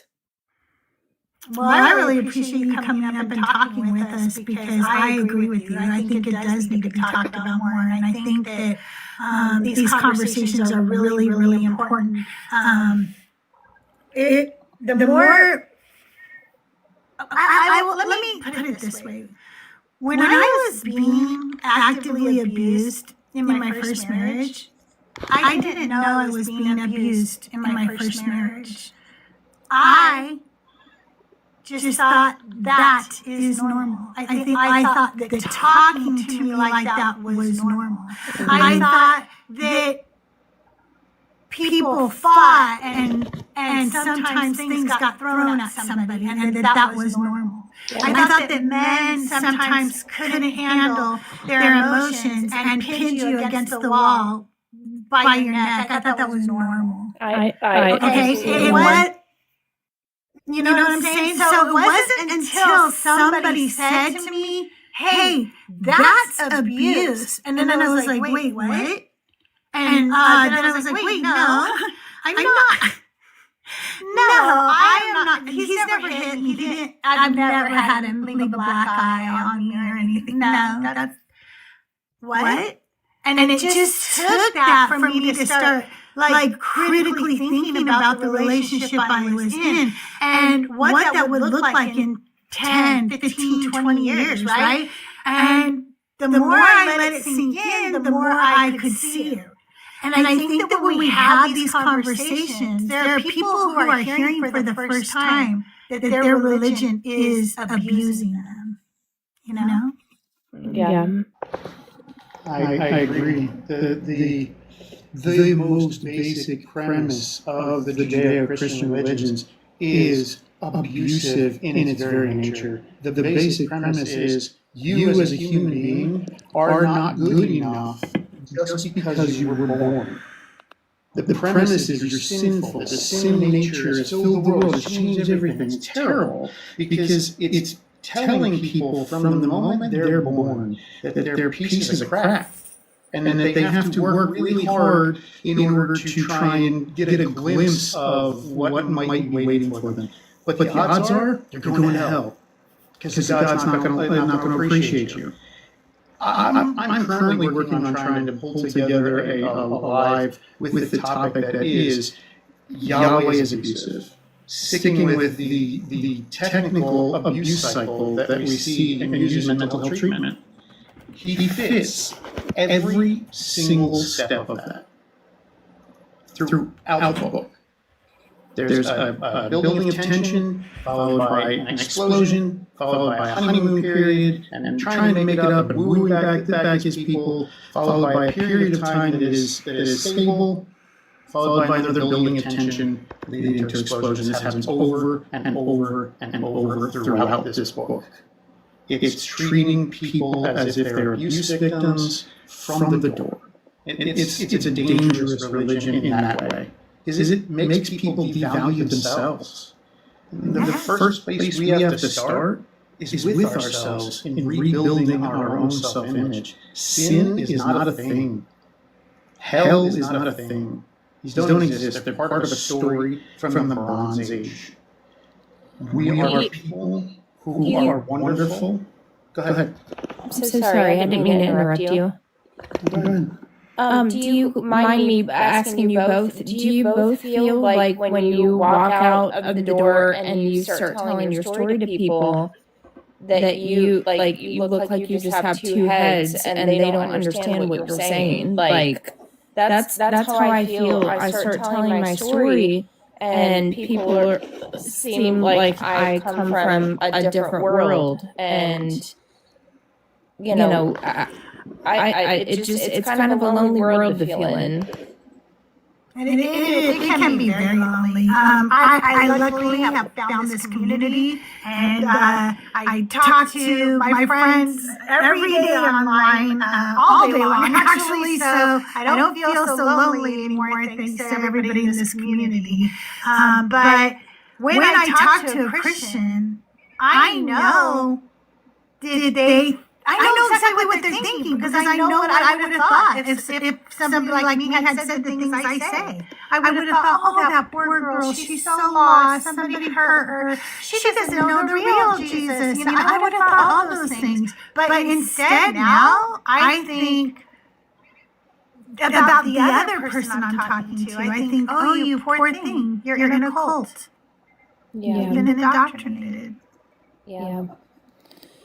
And I literally think that. I do not, there is nothing a believer can say to me now that will make me feel bad about myself. There's nothing they can say to me now. Nothing they can say to me now. Not any of them. Not any family member who came to me and said, oh, Crystal, I'm praying for you. I would be like, okay. Oh, I know you are. Because I would have prayed for you too. That's exactly what I would have said. That's exactly what I would have done. So I expect, I expect just that.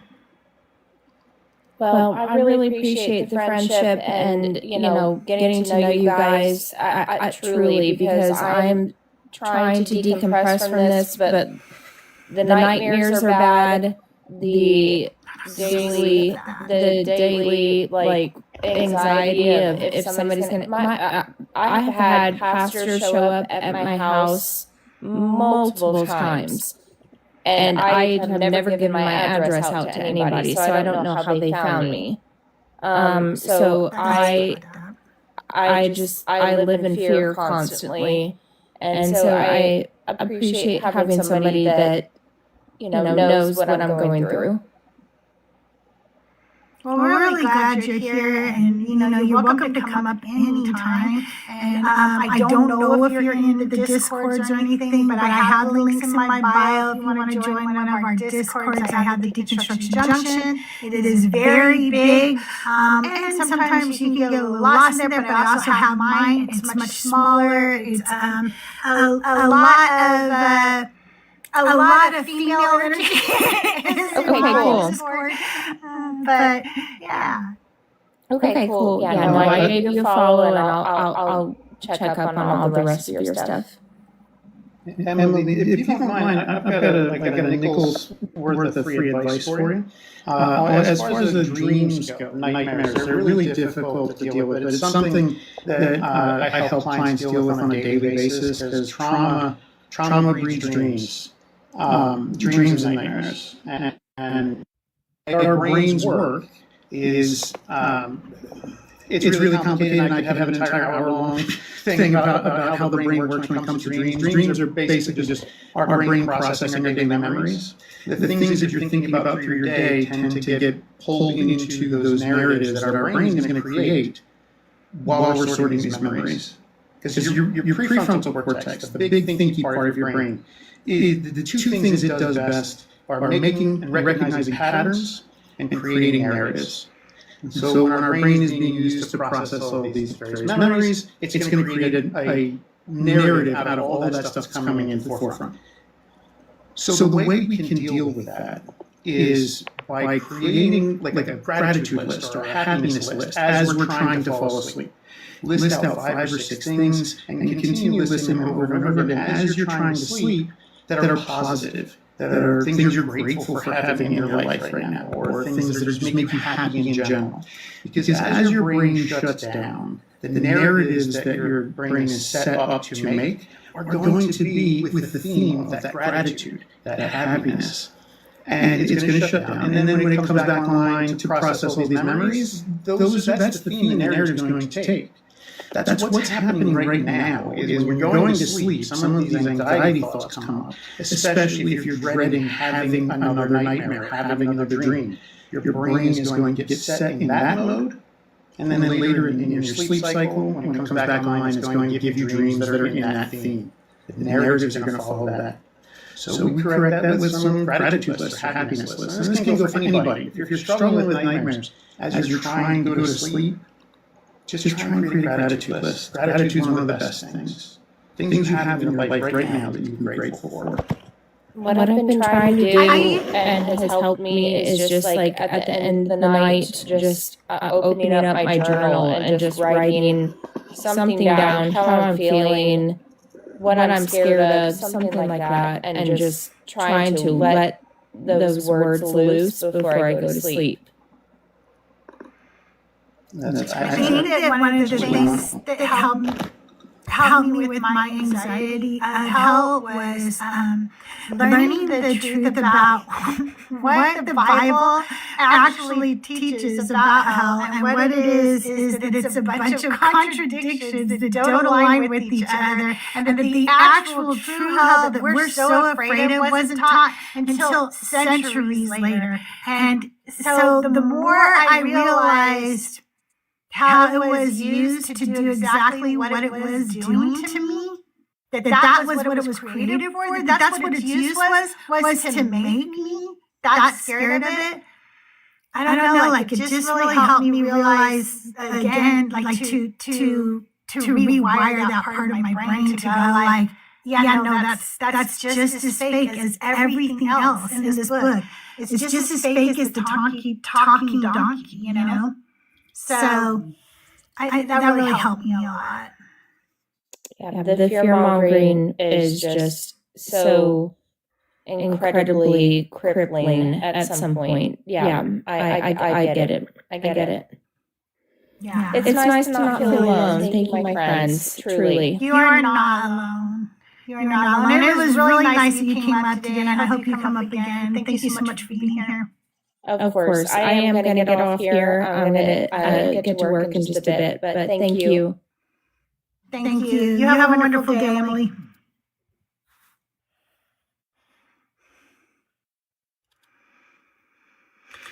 I think Catholic was next in line. We'll see if he's still here.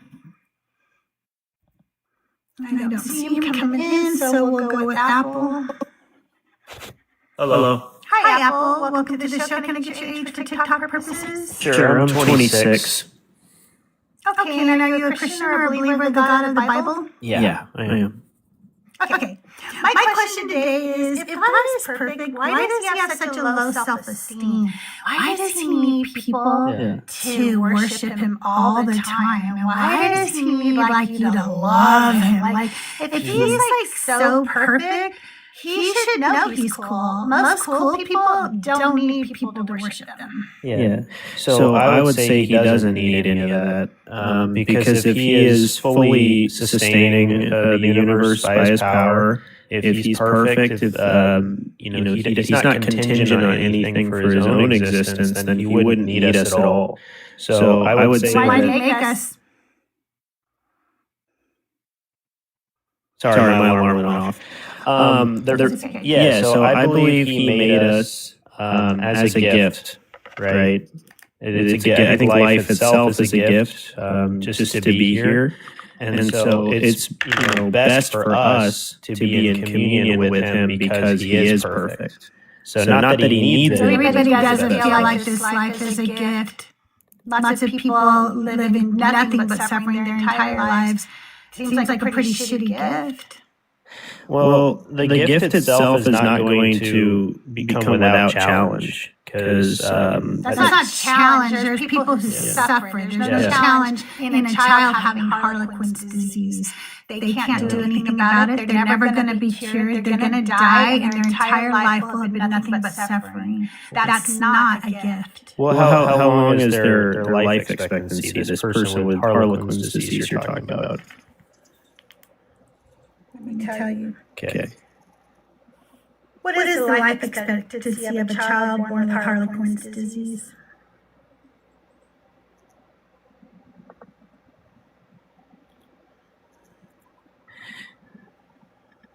Most infants die within the first few days or weeks. Yeah. Many infants now survive infancy, but most of them die very young. And what point does that have to make if their entire life is suffering? Yeah.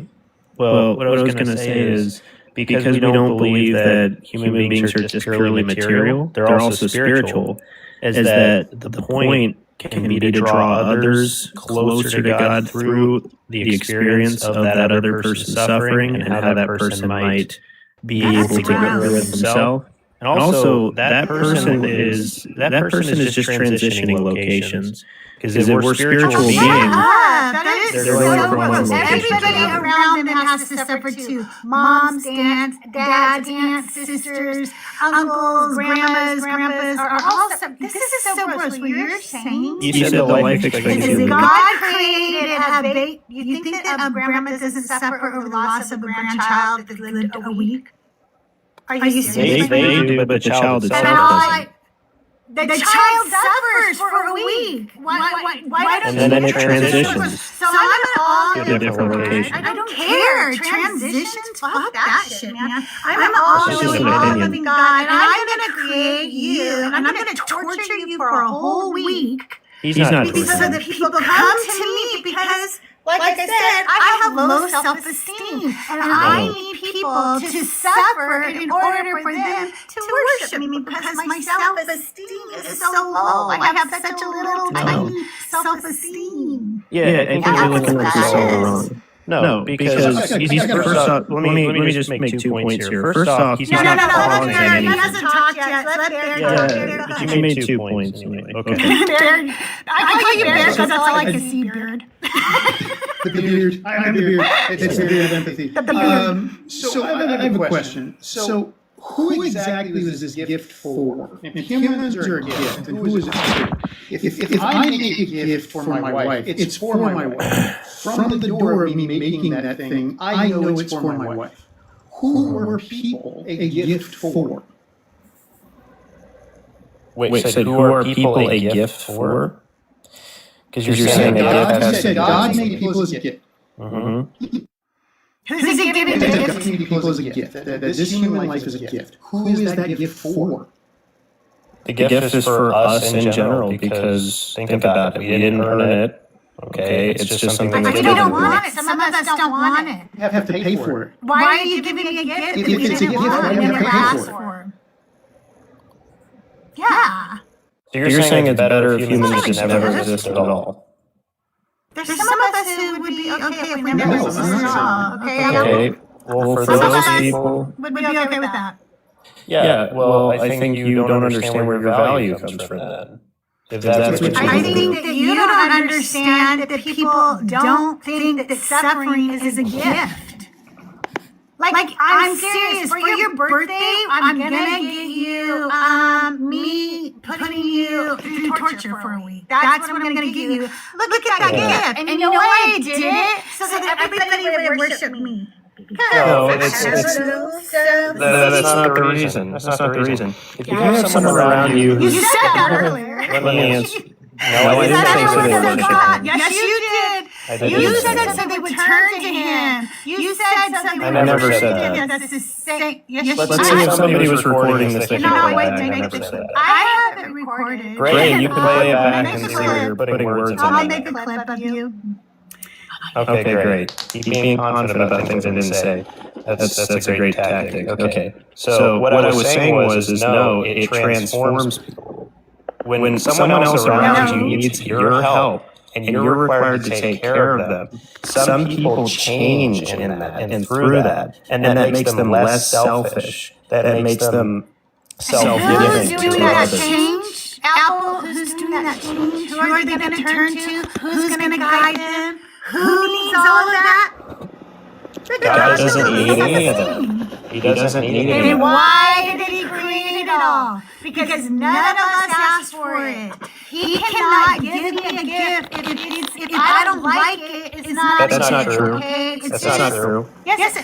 On Yes, Christmas, no. I'm sorry. That's not true. Yes, it is. On If you Christmas, give me something and you know me and you love me and you give me something that I don't like or won't use, it's not a gift, it's a burden. You're putting the cart before the horse, though. You don't understand what I'm you're not. talking about. You are. Yes, I do understand. Because if you don't exist, hold on, if you don't exist yet, then you can't say whether you like something or not. So what you're saying is stupid. He has to give you life based on whether you want it or not. But you didn't exist before he gave it. It just makes no sense. Hey, Nicholas, how are you? Actually, you know what? I'm actually really high on life right now. But Apple, there are two specific Bible verses in Isaiah that explain that God created us for His glory and His praise. So what you're saying is absolutely verifiably false according to the text. Creating someone for glory doesn't mean you need them for glory. And praise, glory. Okay, same point. That doesn't mean he needs it in and of himself. Just because he creates it for an end, it doesn't mean he needs it. Well, obviously he does if that's the end goal to have everybody praising him. It's what he wanted. It's what he wanted, whether you want to admit that or not. And if you have a want, that means you weren't perfect in the first place, because a perfect would not have a want. That's not logically. You're wrong. That is logically Needs are not logical. wants. Okay, now you're just getting emotional. Needs are not the same as wants. I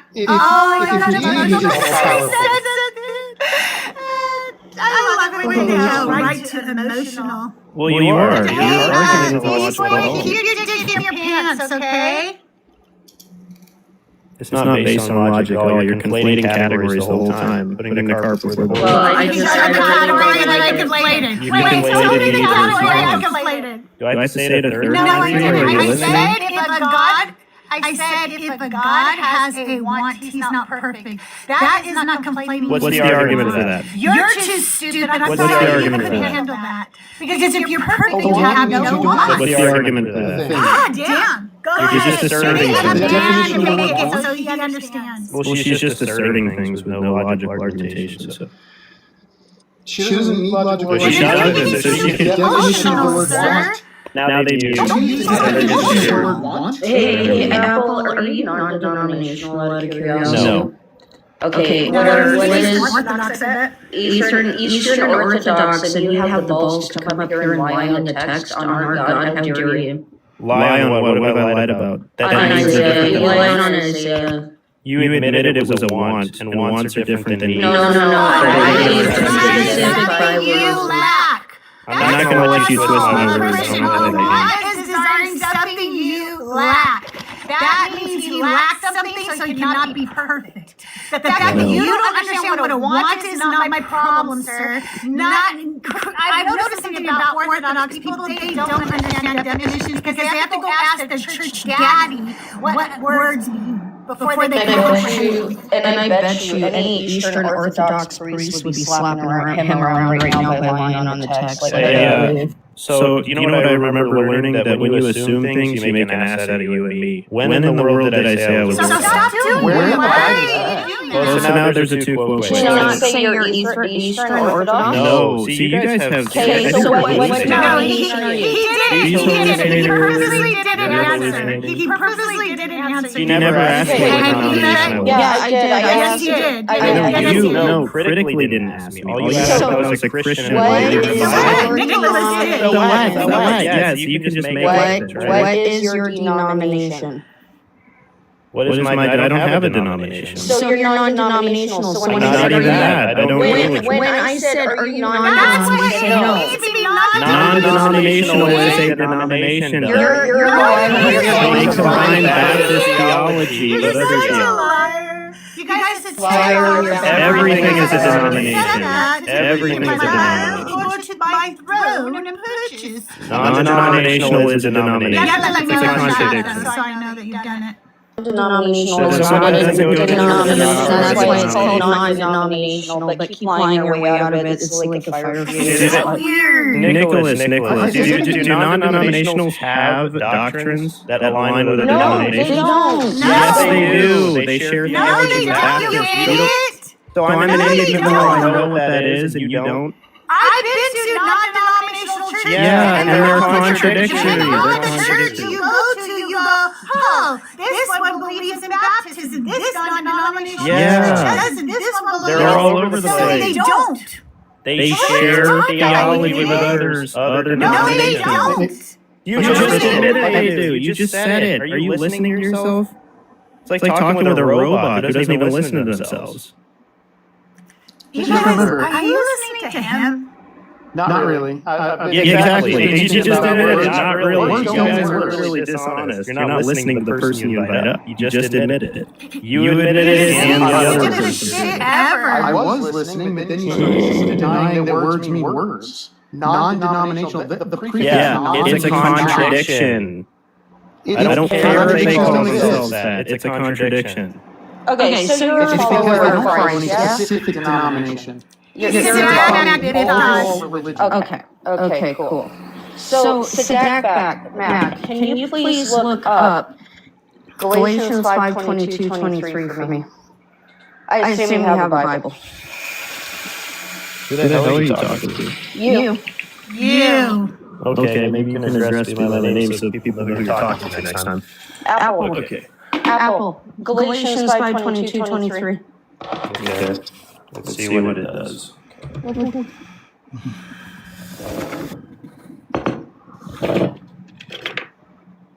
You guys, we'll be live for about 20 more minutes unless I reach the gift goal. If you're enjoying the conversations and we reach the gift goal, we'll stay for another hour. Otherwise, if not, that's okay. I'll go eat some lunch and I'll see you guys tomorrow with another Auntie Sermon. Keep tapping the screen, sharing out the live. I had to do a restart today because right away, we're not even talking to anybody. They restricted me, and then my sound was off. So we got that all fixed. We started again, and we'll be here for about 20 more minutes. Okay, so it was Galatians 3:22-23? Okay. Yeah, it says scripture. Wait, that's not what you said, was it, Nicholas? Galatians 5:22-23. I'm sorry, my bad. Galatians 5:22-25, you said? Okay. Alright. So while he looked that up, The fruit of the Spirit is love, joy, peace, forbearance, kindness, goodness, faithfulness, gentleness, self-control. Against such things there is no law. Those who belong to Christ Jesus have crucified the flesh with its passions and desires. Since we live by the Spirit, let us keep step with the Spirit. Yeah. Beautiful. Have you shown patience or self-control within this life? I don't believe you have, so I'm returning a fool their folly, Proverbs 30:4-5. Yeah, because it's called righteous judgment. I don't like it when people lie on words. And I'm showing righteous judgment to people who bear false witness against me, which you've done 3 times throughout this live. Well, I I'm asked treating you you like the dog if that you you were are. non-denominational. You said no, and went on to say you have or non-denominational. Because a non-denominational person would go to a non-denominational church, and I believe that is a contradiction. I don't believe it. No, they don't. Non-denominational people go to non-denominational church. You're just being so fallacious right now. No, I'm not. You assumed I was Eastern Orthodox earlier. And Well, somebody said Eastern Orthodox, that's why I No, said that. yeah, you know who said that? The host who made it shut I up. said it. Because you said it shut up. I said he's probably Eastern Orthodox. And you didn't correct us on purpose, and that's okay. You wanted there to be a misunderstanding so you could later say all this. I don't care. I don't care. I admit my mistakes. Hey guys, he's not Eastern Orthodox. I made a mistake. There you go. Good. Thank you for being an honest person for once in your life. I am an honest person. I've always been honest. Again. You're the one who's not honest. Stop That's okay, Pumpkin. What did I lie about? Honest. I've been very straightforward Oh, the you entire lied time. a lot of things already. You put words in people's mouths the entire time. You have issues. No, I don't. This is why you have an issue with God, because of this. Okay, so why are we relying on the text? You have a narcissistic trait. Why are we relying on God? Nicholas, Your God will make a narcissistic trait. Narcissistic traits. Listen, whoever said I lied on the text for the third time, I distinguish between a need and a want. The text never uses the word need. The text talks about the ultimate end of what God does. That doesn't mean he needs it. Okay, we were discussing in terms of our creational purpose. So Nicholas, are you going to ask me that question again? I feel like I'm not going to keep talking over people because, hey, everybody, just a second. For real, we cannot keep talking over each other. The chat cannot follow. They're asking us to speak one at a time. Apple, stay muted while Nicholas talks. Nicholas, stay muted while Apple talks, okay? Go ahead, Nicholas. My apologies, everybody. So, the discussion was what was our purpose, why were we created, which is what Crystal had brought up, and it was her answer was for his worship and praise, and you said no, it wasn't. So I went to Isaiah because I know those passages are there where it clearly dictates that yes, we were in fact created for his glory and his praise. So, and then he started trying to make up some on-the-spot apologetics. I don't know why. I don't know why Christians have to consistently lie on the text. It's really exhausting. Now you'll get to talk when he's done. I'm not kidding. Do not unmute again. We're doing this for the audience. Just let Nicholas finish, then you will get a chance. Okay? Go ahead, Nicholas. Finish up. I can't understand why Christians can't be honest with, words mean words. The text means the text. This is the infallible word of God. Why are we consistently changing it for our own narrative and use? Is it because it's uncomfortable? Maybe, but the Bible isn't supposed to make you comfortable. It's supposed to tell us a story. Okay, Apple. where in that text did it say the word need for the fifth time? Before you accuse me of lying again, show me in that text where it says need. Okay, now I'm going to respond. Nobody is making that claim. Excuse me, now you're interrupting me. Stop. Nobody is making that claim. Okay. My claim was, stop interrupting me. Stop it. My claim was that God made us for praise and worship. You said he didn't. He made us as a gift to ourselves. Show me in the text where it says that. Liar. No, I never said he didn't make us for praise and glory. I said he doesn't need us. You filthy liar. You're dropped now. I don't care that nobody sent me the $10. The beard, you know he said that. Please back me up. He fucking said that. Absolutely. He did. He absolutely did. Because I asked who the gift was for. And he said it was for us. So his claim was that God made us as a gift to ourselves. And yeah.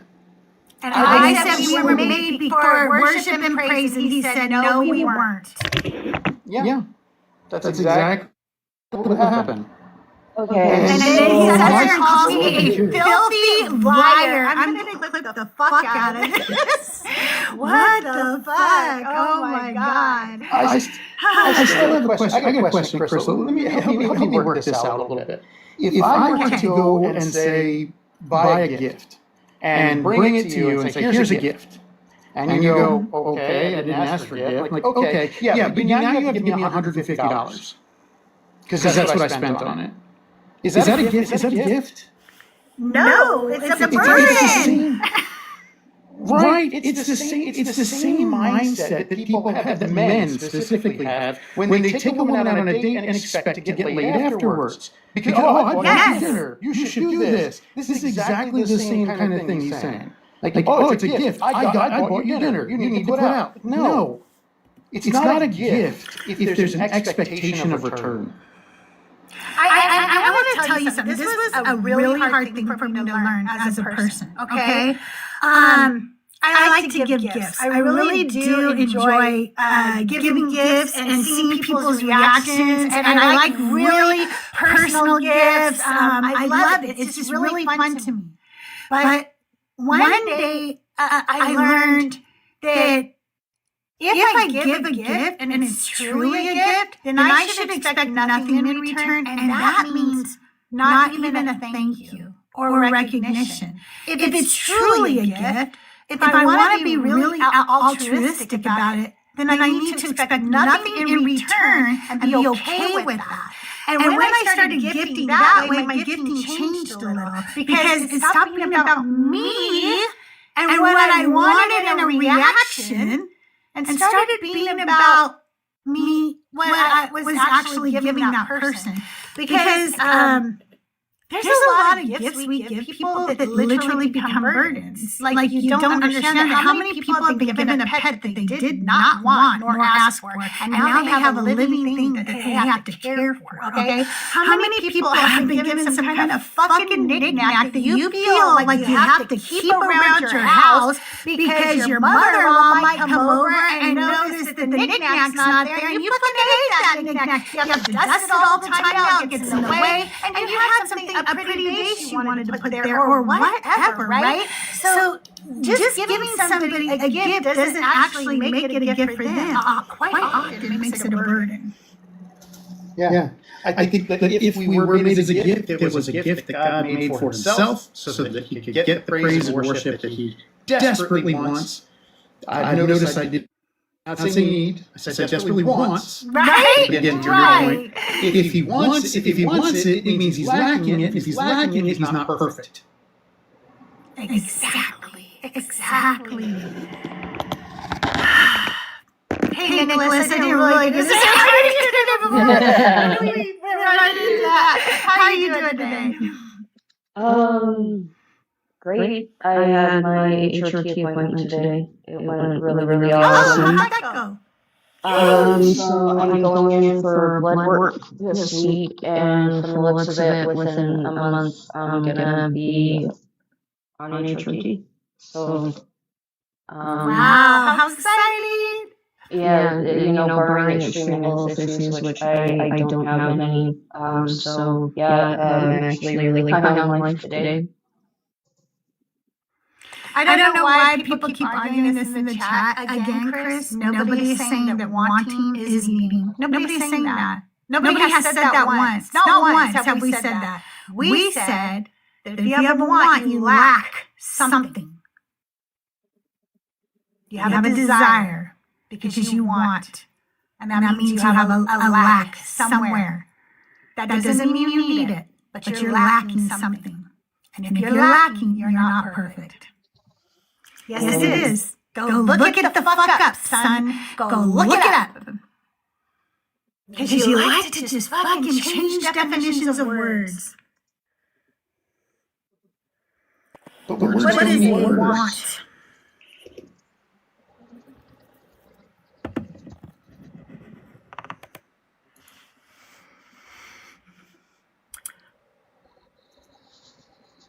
It is a desire that is not essential. If you have a desire, you're lacking something.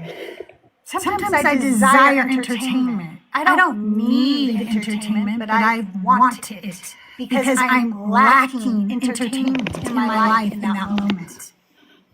If I'm perfect, I wouldn't want for anything. Have you not heard that saying? That if you had everything, you would want for nothing? If you are perfect, you should want for nothing. And God needs humans. God needs humans.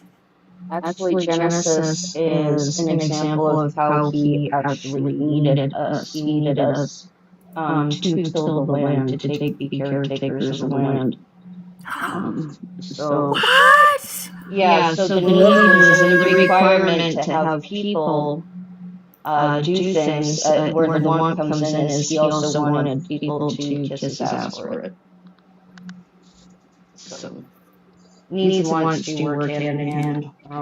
Like, for example, I need food to survive. However, I really, really, really want Chinese food because yum. I mean, Yum. it's still working. I'm making Chipotle barbacoa tonight for dinner, and if you guys ever want the recipe, go to my Discord. There's an Auntie little channel in there where you can ask me questions and stuff. Ask me for the recipe. I'll give it to you because I don't need Chipotle anymore. Because you know what the CEO said? They're going to keep raising those prices because they can. Because they can. We'll keep paying them. I just want to show him that we will not. So I made a copycat barbacoa that is spot on, tastes fucking delicious, and I'm making that tonight. Doug smokes up a roast for me the day before, and then I take the roast and slow cook it, and it's so good. I'm gonna need that recipe. I have a smoker. I've got a pork butt right now that I need to do something with. It's in my freezer. I'm gonna need that recipe. Oh, you could probably use it. Yeah. You could do this. Oh, another thing I like to do is you can smoke up, a pork roast, and then this is so easy, but it really does work. You put it in your crock pot, put it in like smaller pieces so it'll shred nice later, and pour it in. And for me, there's only one. It's an Herdez, Herdez, Herdez. Green tomatillo salsa, their green one. And you pour it in a big jar of that, maybe cut up some onions, and that's about it. And let that slow cooking that all day, and that'll make you some good carnitas. Some good carnitas. That sounds delicious. I might have to do that tomorrow on Taco Tuesday. Oh, man, me too. I just love tacos. I grew up in California. I grew up in the best place in the world for Mexican food other than Mexico itself, right? And so I love Mexican food. I didn't realize how often I cooked Mexican food until my son-in-law moved in, and I felt like I was saying, when they would ask what's for dinner, I felt like every other night it was a different type of taco or some kind of Mexican food. I was like, I guess I do cook this a lot, but I love Mexican food. My wife always says that. My wife always says that taco is a synonym for love. Yeah. What were you going to say, Nicholas? Oh, I just said tacos are life. They are. Actually, in our merch store, we have a real cool taco shirt. What does it say again? I can't remember what it says. Something about atheism and tacos. I don't remember.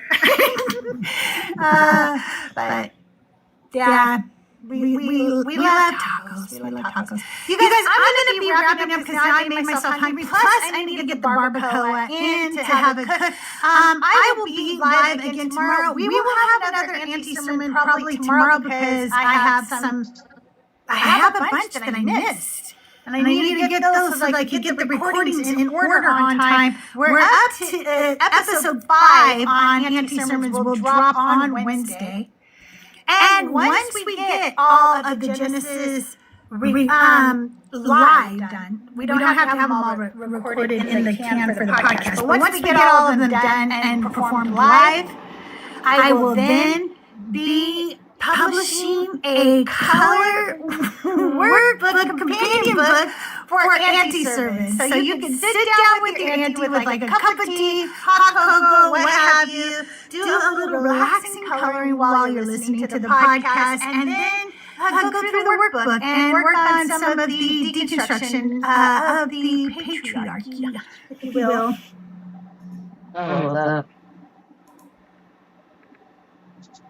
Who was talking about it? Crystal, thanks for having me on. Okay, you have a good day. I'm going to be jumping down too. I do not know them, but Colin, thanks for sharing my podcast with people. My podcast is called Auntie Sermons. I'm your Auntie CrystalJae, so go check it out wherever you stream podcasts. I'll be back tomorrow. Nicholas, thanks for coming up. I love you. I hope you guys have a wonderful day, and I'll see you around the mean streets of TikTok and YouTube. Bye, everybody. AUNTIE.